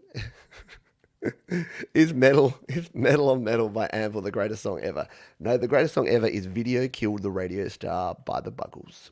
How can I have my song played on your show? You can go to studiolivetoday.com/YML and you can actually use the form there to submit a song. And I have a weekly show called Your Music Live, and I play submitted songs from folks right here on the channel. So there you go. And Jade has already jumped in and said, yep, ToneBridge for free is cool. Definitely do the ToneBridge all the way. It is cool. Do I know how to mic a Roland KC500, a good keyboard amp with a 15-inch woofer on Twitter, or should I just plug my synth in? I mean, it's a tough one. I would, you can plug your synth directly in. I do most of my recording directly plugged in and recorded these days. I don't tend to mic up amps or cabinets or anything like that. It takes a long time, and to get the sound right takes a while as well. I mean, the old method that I've always used for the longest time is about 30 centimeters away using something like an SM57 pointed at like finding the right spot between the speakers that you want it to come out, and then just trial and error until you get it somewhere and then go.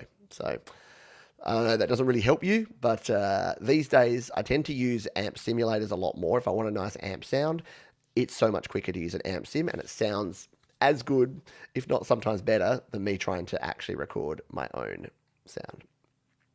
You would write a song about a love glove? Yeah. Well, what is it? Nirvana did Love Buzz, which is kind of similar, I think.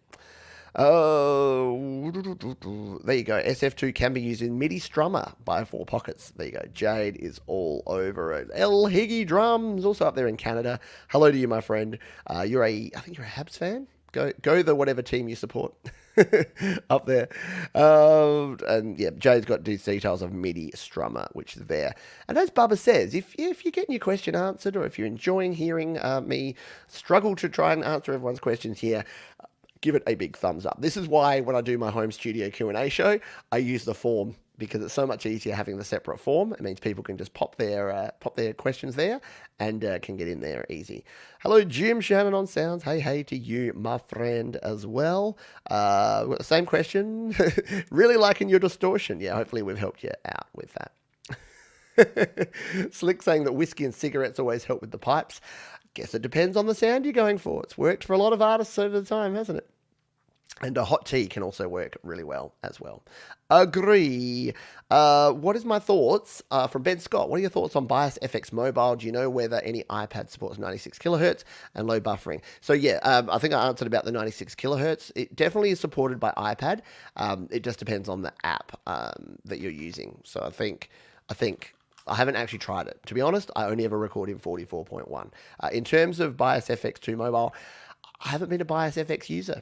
I just haven't gone there. So, yeah, I would... I know Jade has checked it out in detail, and she's a big Bias fan and uses that. She's biased. See what I did there? She's biased. But no, I haven't really delved into it. To be honest, I started with the GarageBand tones. I think they're really cool. I was a big Stark fan for a while from Clevgrand. I liked the Stark amp sims. And these days, I just throw ToneBridge on and set it and forget it. And that's the way I go. There you go. Joe says diet is important. Steamy shower, warm up the voice. Yeah, don't go eating a whole bunch of doughy stuff that's going to clog yourself up. Keep it fresh. Yeah, hot shower, warm tea. There's good things. I like that we get into sort of health and well-being advice when we're talking about recording. There you go. We're scrolling down. We'll see if we've got any other questions. Hello to folks. We've got Reefer here. We've got Huska. Is that Huskadoo? No. Budget monitor headphones. So yeah, if you scroll back around 40 minutes, we talked about budget headphones. Head over to studiolive.today.com/gear. I use these. They're the Sennheiser HD280 Pro. But if you're looking for something a bit cheaper, the HD200s are good. Anything by AKG or Audio-Technica or Sony around the $50, $60 mark is going to be your entry level. Don't go cheaper than 50 or 60 because you're not going to get decent quality audio out of those. But $50 or $60, AKG, Audio-Technica, Sony, Sennheiser, you really can't go wrong. Sure, they make good headphones too. Can you write a song about Love Glove on the fly with lyrics about warm cockles? Oh, it would go really inappropriately, wouldn't it? It would go down where we'd be going the love glove and the warm cockles. Yeah, I think it could be. I think it could be risky, so we might leave that out there. Superman. I'll be your Superman. I'll be your Superman. What's that Eminem song? Why have I got an Eminem song in my head? I could be your Superman. How can I stream that iPad? So that's probably a good question. My streaming setup here at the moment, I'm using StreamYard. So shout out to StreamYard, although I pay for them and they don't sponsor the channel. StreamYard, sponsor the channel. But yeah, I use StreamYard, which is the platform that you're seeing here. I've got two screens up. So the screen I'm looking at here has my face looking back at me, has all the comments down the side so that I can click those on. And that's what you see pop up on the screen. And then when I hit the share screen button that I have down here, it'll show this screen. Now this screen I can use for my iPad. So my iPad is up here using an app called Reflector. So Reflector basically takes, I'll just load it up here. Where are you, Reflector? Come back to me. Oh, it's already loaded up the top there. So this is Reflector. You can see here it's got Pete's Mac Mini, and it's got Airhead, which is the name of my iPad. I could reflect up any other device I have. So I've got my iPhone. In fact, let's do it live. We'll do it live. So if I wanted to grab my iPhone and I've got it here, I can hit screen mirroring just using your normal screen sharing. I tap Pete's Mac Mini and we can stream this in, and watch up here. It's going to pop up here as well. So I've got there it is, XS. That's the name of my iPhone. And boom, we now have two here, yeah? So we've now got my iPhone and my iPad on there. I don't want my iPhone, so I'm going to send it away. It will stop mirroring and come back to there. So Reflector 3, it's a ridiculously good app from Air Squirrels, and that's what helps us do the things that we're doing there. We will pop that. Oh, what did I do? There we go. Oh, I pressed the full screen button. That's okay. I can have it like that. And then, of course, I can jump back over if I want to go to a web browser like we were doing before. We can do that, and it will just shimmy that out of the way, and I can show you different things here on my gear guide and other things as well. So, yeah, it gives you ultimate flexibility that you can use AirPlay, especially with the Mac. The Mac just makes everything work together, but I did use the same setup on my PC. So I've got my mixer for all my audio. All of my different audio goes into the mixer. That's probably the other thing to be aware of as well, is that, now I've lost it. Come back. There it is. So the other thing to keep in mind is that the audio, AirPlay audio is not that great. So I've actually got the audio coming out and going into a channel on my mixer. So if I hit play here on the iPad, nothing's going to come through until I grab this channel and turn it up. And that way, I can kind of have the best of both worlds. I can have the video coming up like that, but then good quality audio coming through my mixer. So there you go. If you want to do something like this, StreamYard and then Reflector 3. They're the two platforms that help you get all of this stuff done. It's very, very handy if I want to demonstrate things as we've been doing in the show here. Question here. Oh, now I'm getting interference from my phone. Question here from Just Because. Should I plug my headphones direct into PC or into my mixer? So it depends what your audio inputs and outputs are doing. So when you set up in whatever software you're using, so at the moment, my mixer is both my input and output to this stream. So that means that I have my headphones plugged into the headphone jack of my mixer. Now, if I wanted to, I don't know why I would, but if I wanted to, I could actually use the headphone port on my Mac Mini as the output. And that means I would be hearing things through that instead of this. There's really no reason to do that. the reason that you have a mixer is to have a better quality headphone preamp and output anyway. So generally, you want to just use your mixer or your audio interface or whatever it is. And on something like an iPhone or an iPad, you need to do that. Once you plug something into the Lightning port, that becomes your audio input and output, and you need to plug. A lot of folks get confused because they plug their headphones into their headphone jack. If you've got an iPhone or an iPad with a headphone jack, and then they can't hear because they need to actually plug the headphones into your iRig or into your audio interface or whatever you're using. So there you go.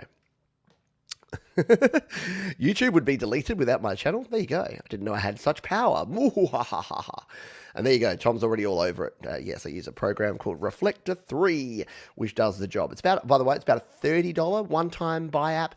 So worth it. Really handy for a lot of stuff, for reflecting anything from your iPhone or iPad to any PC, any Mac, anything that you can usually reflect to. You can use. And it's cool. It does it. Basically turns your PC or Mac into an Apple TV, like you would reflect to an Apple TV. And how about delay? Is it smooth enough? Yeah, it depends on, because it uses your Wi-Fi connection. It does depend on your Wi-Fi connection as to how smooth it is. But as you can see over here, like this is me grabbing it, and we're in the top right. We go scroll across to the top left, scroll down, scroll across. It's actually pretty good. We'll scroll up, we'll scroll down.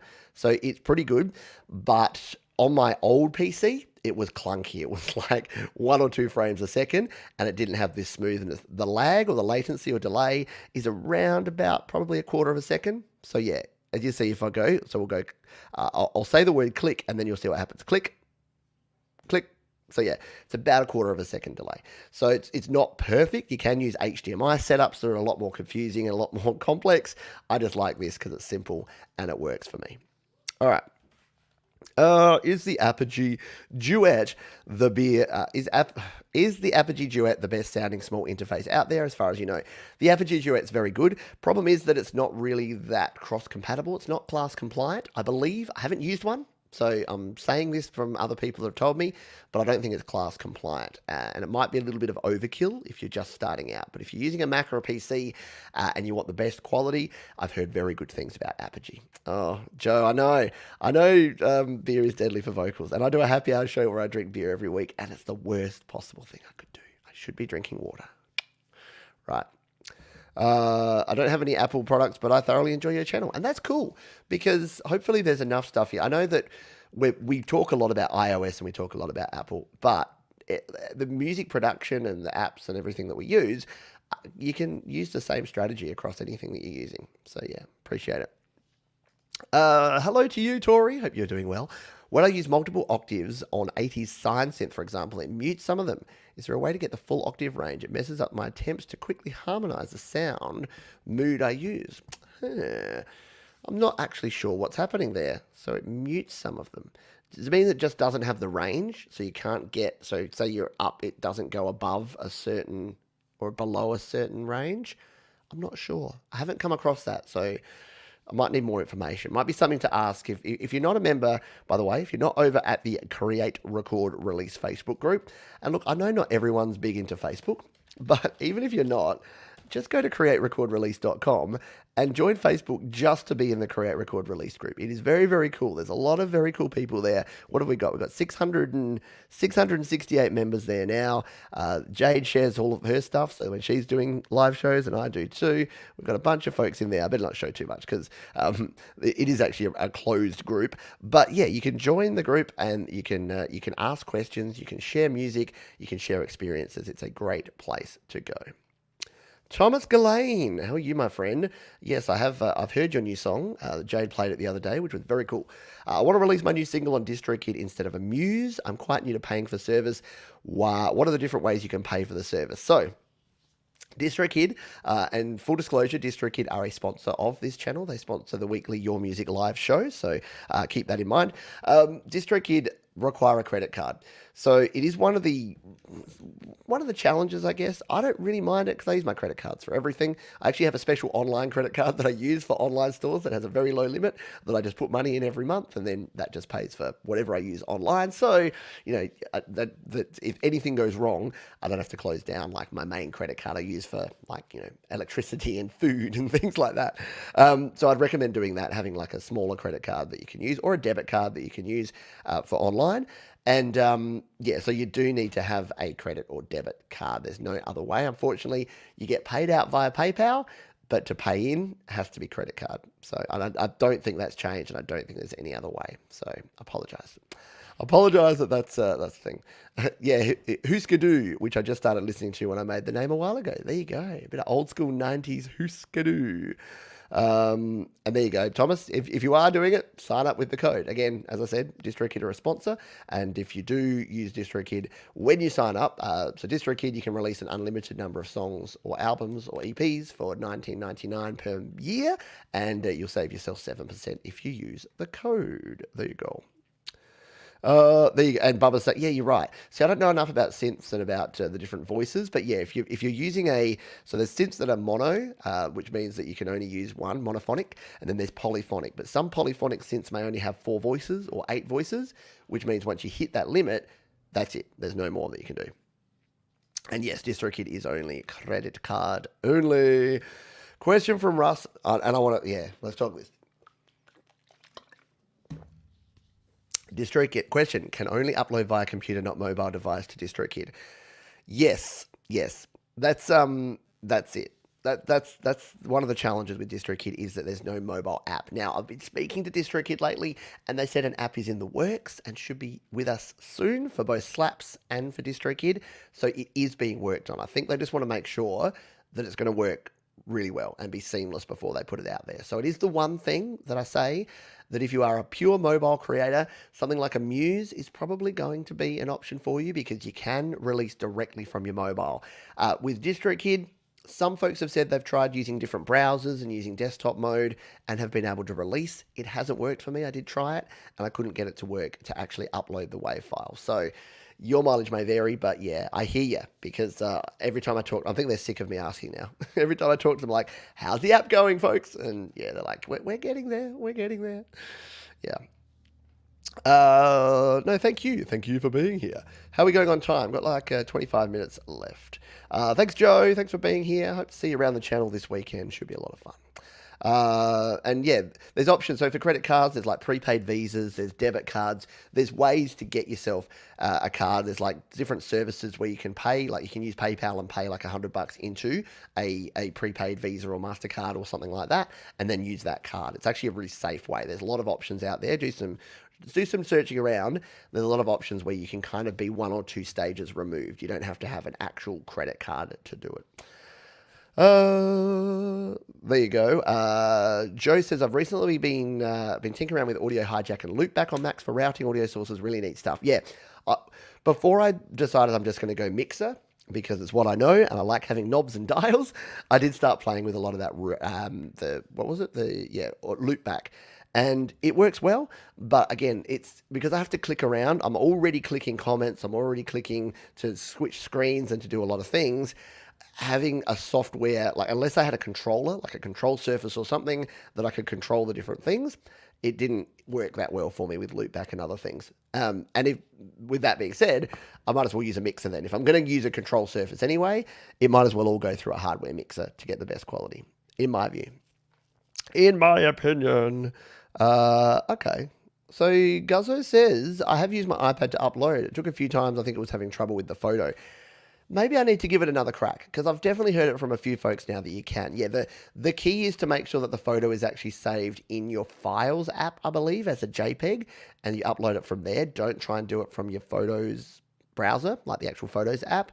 And then the same with the audio file. It needs to actually be saved in your Files, and then you need to upload it. So I think maybe Safari on desktop mode after iOS 13. Can't remember if I've tried it. I'm going to give it a crack again. I'll do it again. In fact, I'll do it soon because there's a song that I never released, which I want to, which is my song "Spy from a Distance." So I might try that and give it a go soon. Where was I up to? Here we go. And there. So Jay's got the create, record, release Facebook group is there, createrecordrelease.com. How do you use an outboard compressor for mixing or mastering? Probably a complex sort of thing to get into. So there's most folks these days mix in the box, which means you use your software and everything you do is in the box. So if I have my, see now I've got it in full screen mode, I've got to make sure I pop it up. If I have my GarageBand project over here, if I want to add a compressor to my mix or my master, I would come in here and I actually add it in the effects. And I go here, I go plugins and EQ, I edit it, I add it into that track. If I'm doing mastering, I use the compression tools and I use all the plugins and effects that are actually within the software that I'm using. So that's sort of the easiest way. Outboard gear, what that basically means is what I'd be doing is playing this track in my DAW, going out to a compressor. So going from my audio interfaces outputs into a compressor, doing the compression, sending that audio signal back in and re-recording that. So that's the whole concept that used to be with the console. So all of these little things. So if you think about a rack of gear, so something like Mixbox that I showed earlier here, if we add that in here,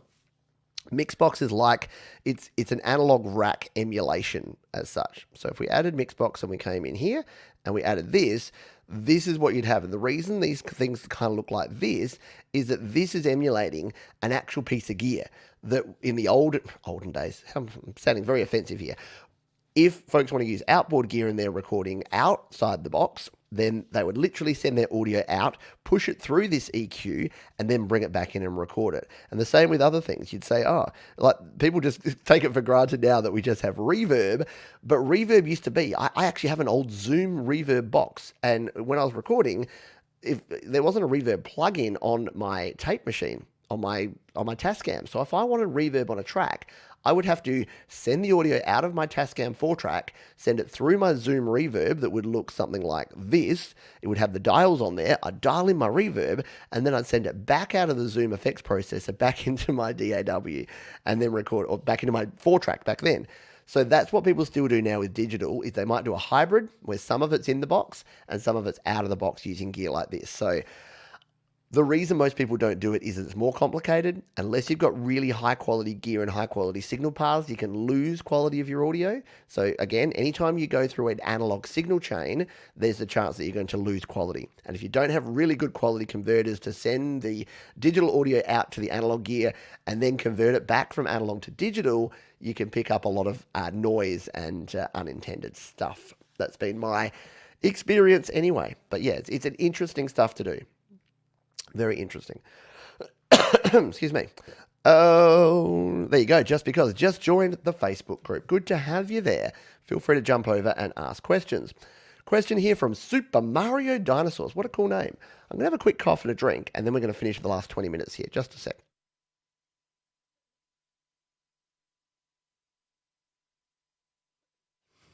Sorry. Speaking of what you should drink, I had 2 coffees this morning, and now I'm regretting it, because don't drink lots of coffee before you do something like this. It's going to make you.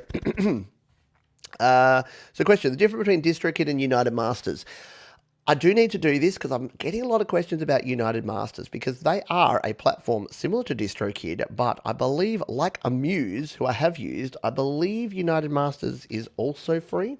Let's just jump over here, unitedmasters.com, and they do support mobile creation a lot more out of the box too. So United Masters distributed music, gives you tools and power, and unites you with the world's biggest brand. So there you go. So distribute music, and every time I see this, like this font looks just like the DistroKid font.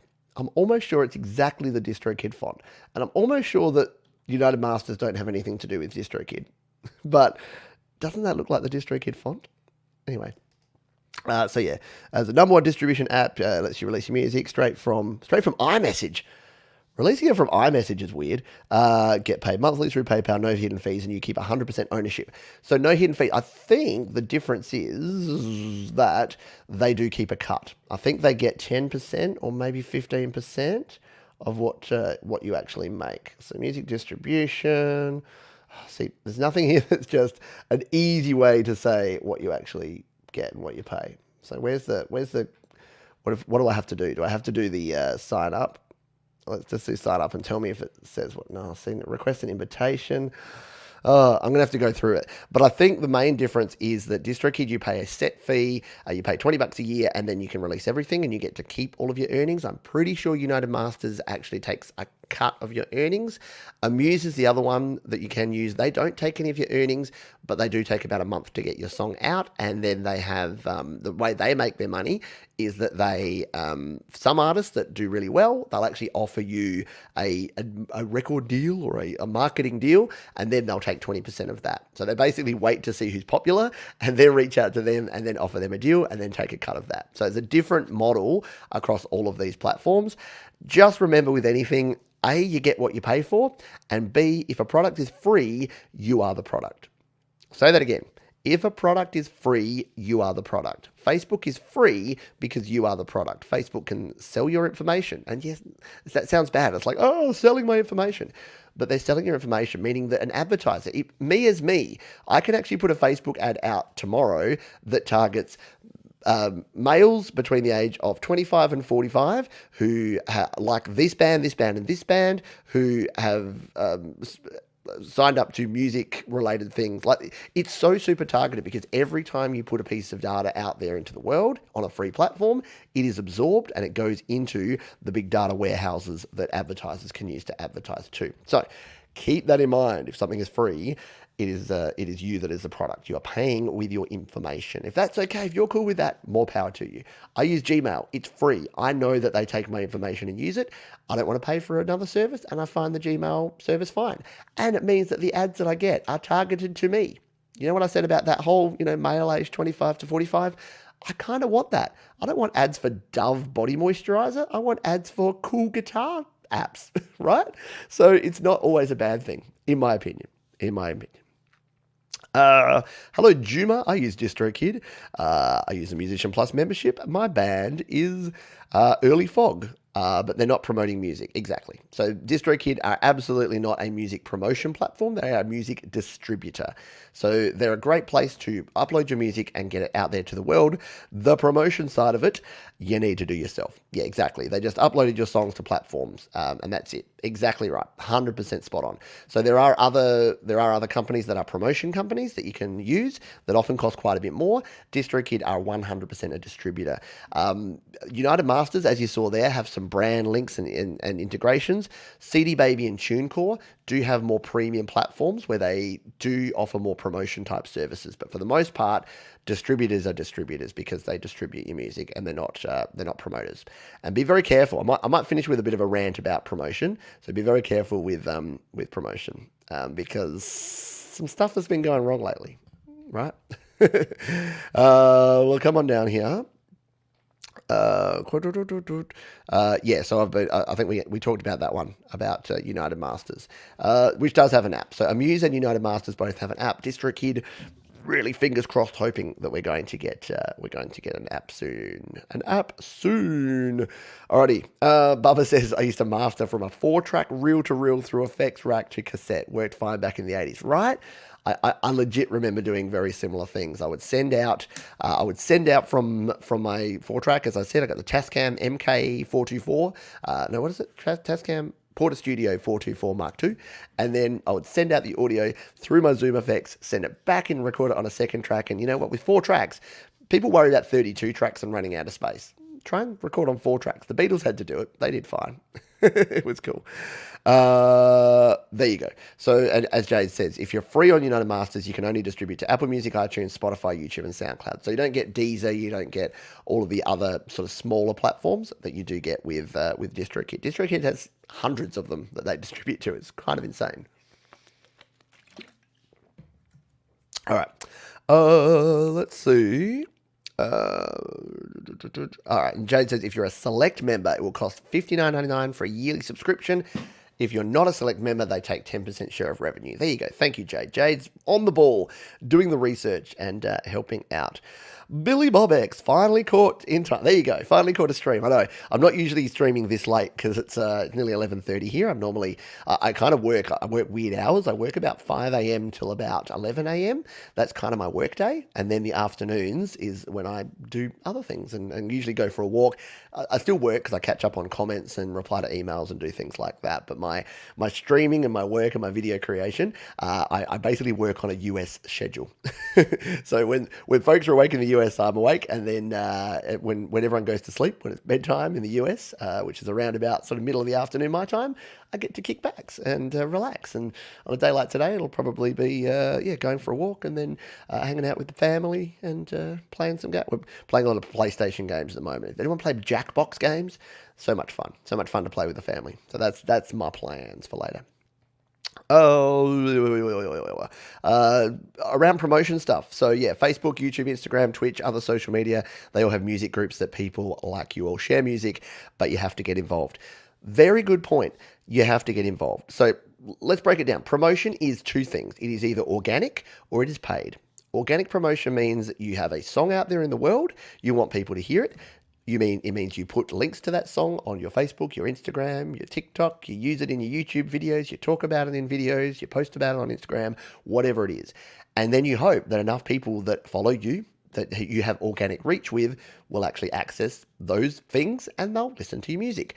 There's paid promotion, which means you may do similar things or you may place ads, and then if people actually engage with those, then they will actually, you'll get more fans. You'll get people that you're not going to reach organically, but if you pay, again, like I said before, if you pay to promote it, if you're making EDM music and you want female listeners between 18 and 25, because you think that's your core demographic, then you can put a Facebook or an Instagram or a TikTok ad targeting exactly that demographic, and then people will actually go there. What's happened lately, and I'll rant about this really quickly, is that you might have heard this big story that Spotify removed 750,000, or I don't know, the number changes most times I hear it, thousands of songs, right, from independent artists. Here's the thing, they removed them because of duplicate streams and repeat plays. So this means that that artist has had people, either directly or indirectly, have had people that have either used bots or used farms of people that are just playing their music over and over again to increase the number of streams so that they have a nice vanity metric that looks good and so that they get paid more for streams. Now, clearly Spotify don't want to do this because Spotify don't want to pay out to an artist if the streams that they are getting are not genuine people like you and me who are listening to the music and who are digging their stuff, but instead are these farms of streams or these bots that are just going in and playing people's music over and over again. So they've cracked down on this big time. Now, the big controversy and the big uproar that's come from some folks is that they don't think they've done anything wrong. But the problem is, what they may have done is subscribed into some sort of like for like club, or they've been involved in a playlist service, or they've used a streaming service or something that's a promotion service. So here's the problem. To our friend before that was asking about promotion, if you want to promote your stuff and say someone contacts you on SoundCloud or Instagram, that happens all the time, and they're like, hey, I can get you in front of all these big names, I can get you loads of streams on Spotify, all you need to do is pay this $100 fee and I'll get all this done. What happens quite often is they take you $100 and then they have the scope and the size to then pay $10 to a dodgy third-party service that does all the promotion stuff, that does the fake streams, that does the botting, and then you've paid this sort of what you think is a legitimate service, but then they are the ones that have then put your music out there and done the wrong thing. So be very careful. Be careful of who you trust. Be careful. There are no shortcuts. There are no quick fixes. If something is too good to be true, it usually is. So keep that in mind. Be careful out there, because the need and the desire to promote yourself and promote your music can often result in decisions being made that you can't take back. And once your artist name has been blacklisted by a distributor or by a platform like that, really tough to get back from that. And it's the same with YouTube. It's the same with Instagram. Sadly, and I ranted about this the other day, sadly, sometimes the platforms are the ones that are encouraging folks to go for these vanity metrics and to try and boost their numbers. But be super duper careful with it. Alrighty, we'll scroll on down. But yeah, join, create, record, release. It also takes 3 weeks for United Masters to appear in stores. There you go. So there's some of the downsides that you get using someone like United Masters. Whereas DistroKid, once you've released your first one, can take a week or two on your first song. Subsequent songs, it's usually within about 3 or 4 days. It gets onto most platforms. Pretty darn cool. Uh, so question here. From a Husker. I recently met a pretty famous LA producer, just answering a Craigslist ad for a microphone, and was talking recording tips. He mentioned limiting being very important. Do you know why? Yeah, so limiting, especially for your mastering, and I talked about this in some mastering videos recently, but limiting is what makes your song radio ready. So a limiter is a compressor, yeah, but it does what's called brick wall limiting usually, which means that when you've got your song and you've done everything and you've recorded it and you've mixed it and it's sounding great, mastering is that last final bit, that little sprinkle of magic dust that goes over the top that can actually lift your level. So what limiting does is it kind of pushes down all of the peaks. So let's say that your audio is like this, it's chopping up and down. In fact, let's give you an example, because I can probably show this in audio share easier than I can actually explain it here. So we'll jump back on over here. Boom, ba-doom, boom. Uh-oh, I've lost it. I've lost my reflector. Come back to me. I haven't used it for a while and it got sad and went away. So let's reflect my iPad back over here. And I'll just give you a really quick view of this, because it's much easier to visualize this than to actually explain it. So if I come in here, where's some of the things that we've been playing with recently? So here's a song, right? So we'll come in here. This is a song that I've been using recently. And as you can see here, look at this. It's got a lot of peaks and it's got a lot of troughs. So bits like this in here, it's going to be pretty quiet, and bits like this, it's pretty loud. Now, what mastering actually does is it actually takes all of those and it pushes down the peaks, but then brings everything else back up. So if we grab something like this, there you go. So this is my song Murdering Time. And as you can see here, beforehand, it looked something more like that. But then when I master it, it goes ahead and looks like that. And that just means that when we play it here, a murdering time, murdering time. It's a nice full sound, yeah, and I don't think I've still got the original. Oh, see, there's an even more mastered version, right? So that's where I went a little bit nuts and mastered it probably too much. There's a slightly less mastered version. Yeah, I don't think I've got the original that I have here. Final mix. Yeah, I've only got the mastered versions in here. But yeah, you can imagine there that when you bring the original mix, so there you go. There's an original mix that we brought in there. There's another original mix. It's just the difference between it having a really competitive volume. Otherwise, you find that in these quieter parts, it sounds too quiet compared to other songs you're hearing. So if you're in a Spotify playlist and your song, there's a song that's been mastered like this, or no, where's another one? Be mastered like that, and then your song comes in and it's been mastered like that, it's going to sound instantly like it doesn't belong, right? The difference between the two is going to be massive. So limiting is your friend. When it comes to mastering your music, whoop, we don't need that. When it comes to mastering your music, limiting is your friend. All right, we are going to have to finish off soon because I've got, there you go, such a valuable tool for mastering. Yeah, totally is, 100% is. Oh yeah, and I've got some hockey to go and listen to while I'm out walking around. Yeah, because so we will finish up in about 5 minutes. But I'll just see. Kanye wouldn't. Is that Kanye's platform, that United Masters? Yeah, he's going to let you finish releasing your song. Any advice on removing background? We'll do a bit quick fire stuff. Any advice on removing background hiss? Yeah, Bruce Free. Bruce Free is the plugin that I use, and it is my go-to and my recommendation all the time. So if you go and check out Bruce Free, search my name, and find the videos I've done about this. So I'll show you where it's at. In fact, if you go Pete John's noise reduction, I've got quite a few videos about it that explain things. So jump over here. There you go. Just go to YouTube, type Pete John's noise reduction. They've got a 2-minute tip there. That's Bruce Free, exactly for removing hiss. It's about a $15 app. Very much worth it. You can play around with noise gates. You can play around with something like this, the noise gate from Nembrini. There's a heap of options in there. You start to see that Pete kind of repeats himself a bit. Over time. I do the same video a few times because I get asked different questions in different ways. We'll scroll on down. There you go. Jade's already onto it. Look up Bruce Free, 100%.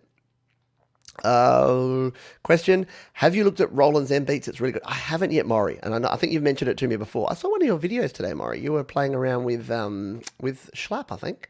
I think it was Schlapp. Anyway, yeah. See, I'm subscribed to you, folks. I do see your videos when they pop up from time to time. Scrolling down because we've only got a few little. There you go. It's a good door. Roland. Roland is Roland. Never crap. Exactly. Roland is never crap. I've got the little Roland Roland Mix. What is it called? Mixer Pro. I can't remember what it's called, but it's cool. Pete, did Pete make it through? Oh, Bob, did I make it through an entire stream without mentioning Lightning to USB 3? I think I did. I think no one asked any questions about connecting their gear. I think everyone that hangs out here has been here so long that they know that I'm just going to say Lightning to USB 3, Lightning to USB 3, and a Lightning to USB 3. When should I start to release music as a new producer? Right now. Do it now. Do it now.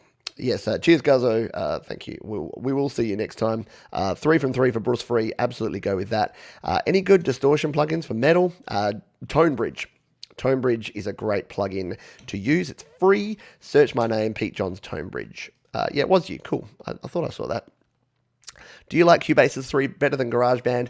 I don't, but mostly because I haven't used it quite enough just yet. But I probably will in the future. It definitely has more options than GarageBand when it comes to things like stretching out loops and multiple time signatures and all sorts of other fancy schmancy stuff. But yeah, I haven't used it enough to form a particularly solid opinion. Alrighty, that was a 2-hour marathon show. I do love doing these, and I do love having you folks along. So I do thank you for that. We'll finish up in about 3 minutes. What I'm going to do is I'm going to go over to my Pete Johns live playlist, and we're just going to quickly review one more time what's coming up here on the channel, because we've got a heap more going on. And if you've just joined us, then yeah, you want to hang out. You want to hang out for the whole weekend, because we got a heap going on here. So let's jump over and start with this. I'll paste the link to this playlist. Grab this playlist, set a reminder for all of these shows, be there live if you can, of course. If you can't be there live, catch up on the replay. But what have we got? Well, we've got this one here. We have Thomas Christ. We'll go into each of these as we go. See, here's how you go. You go in there, you hit like, you set a reminder for yourself, and then when I go live with Thomas Christ at this time tomorrow, you'll be able to tune in and take a listen. By the way, before that, Jade is talking to Patrick of the GarageBand Guide. So go over to Jade Starr's channel, subscribe there, and check that one out. But Tom is a super interesting character. He's legitimately working on his 17th album right now, which is epic. I've done 1, and he's done 16. So kudos there. We've then, we'll go backwards here. We've then got, of course, Your Music Live. There we go, which is coming up. That's another 2-hour marathon that we're doing in 2 days' time. We do that every week where we listen to your music. You can go to studiolivetoday.com/YML if you want to submit, but we're totally full for this week, so you will have to be patient. It'll probably be in a couple of weeks' time that we'll get to your song. We've then got our home studio Q&A show that we do every week, talking about streaming platforms and releasing your music online, which is what we've talked about a lot today. So if you're interested in that, come on back for home studio Q&A on what is Saturday afternoon for most folks, Sunday morning for me, and then the happy hour this week. There I am. My wife is so she gets embarrassed by my thumbnails, but I kind of like that. Look, I'm going to give myself some thumb love on that. But yeah, there's me. We're doing we're going to hippie style. We're going some 60s and 70s rock and roll music. A lot of cool stuff. Some Beatles, some Beach Boys, some Akadaka, some Meatloaf maybe. I don't know. We'll have some fun. If you've got suggestions, let me know in the comments here. But we'll be doing that. And then of course we have GarageBand Weekly, and a few folks asked about strings like cellos and violins. We are talking strings on GarageBand Weekly this week. So there you go. Jump over, set yourself up, get ready for a big weekend of live shows right here on the channel. Thank you, folks, for being here. Let's go, Rangers. Remember, be nice to yourself, be kind to others, keep creating, and I'll see you real soon. Rock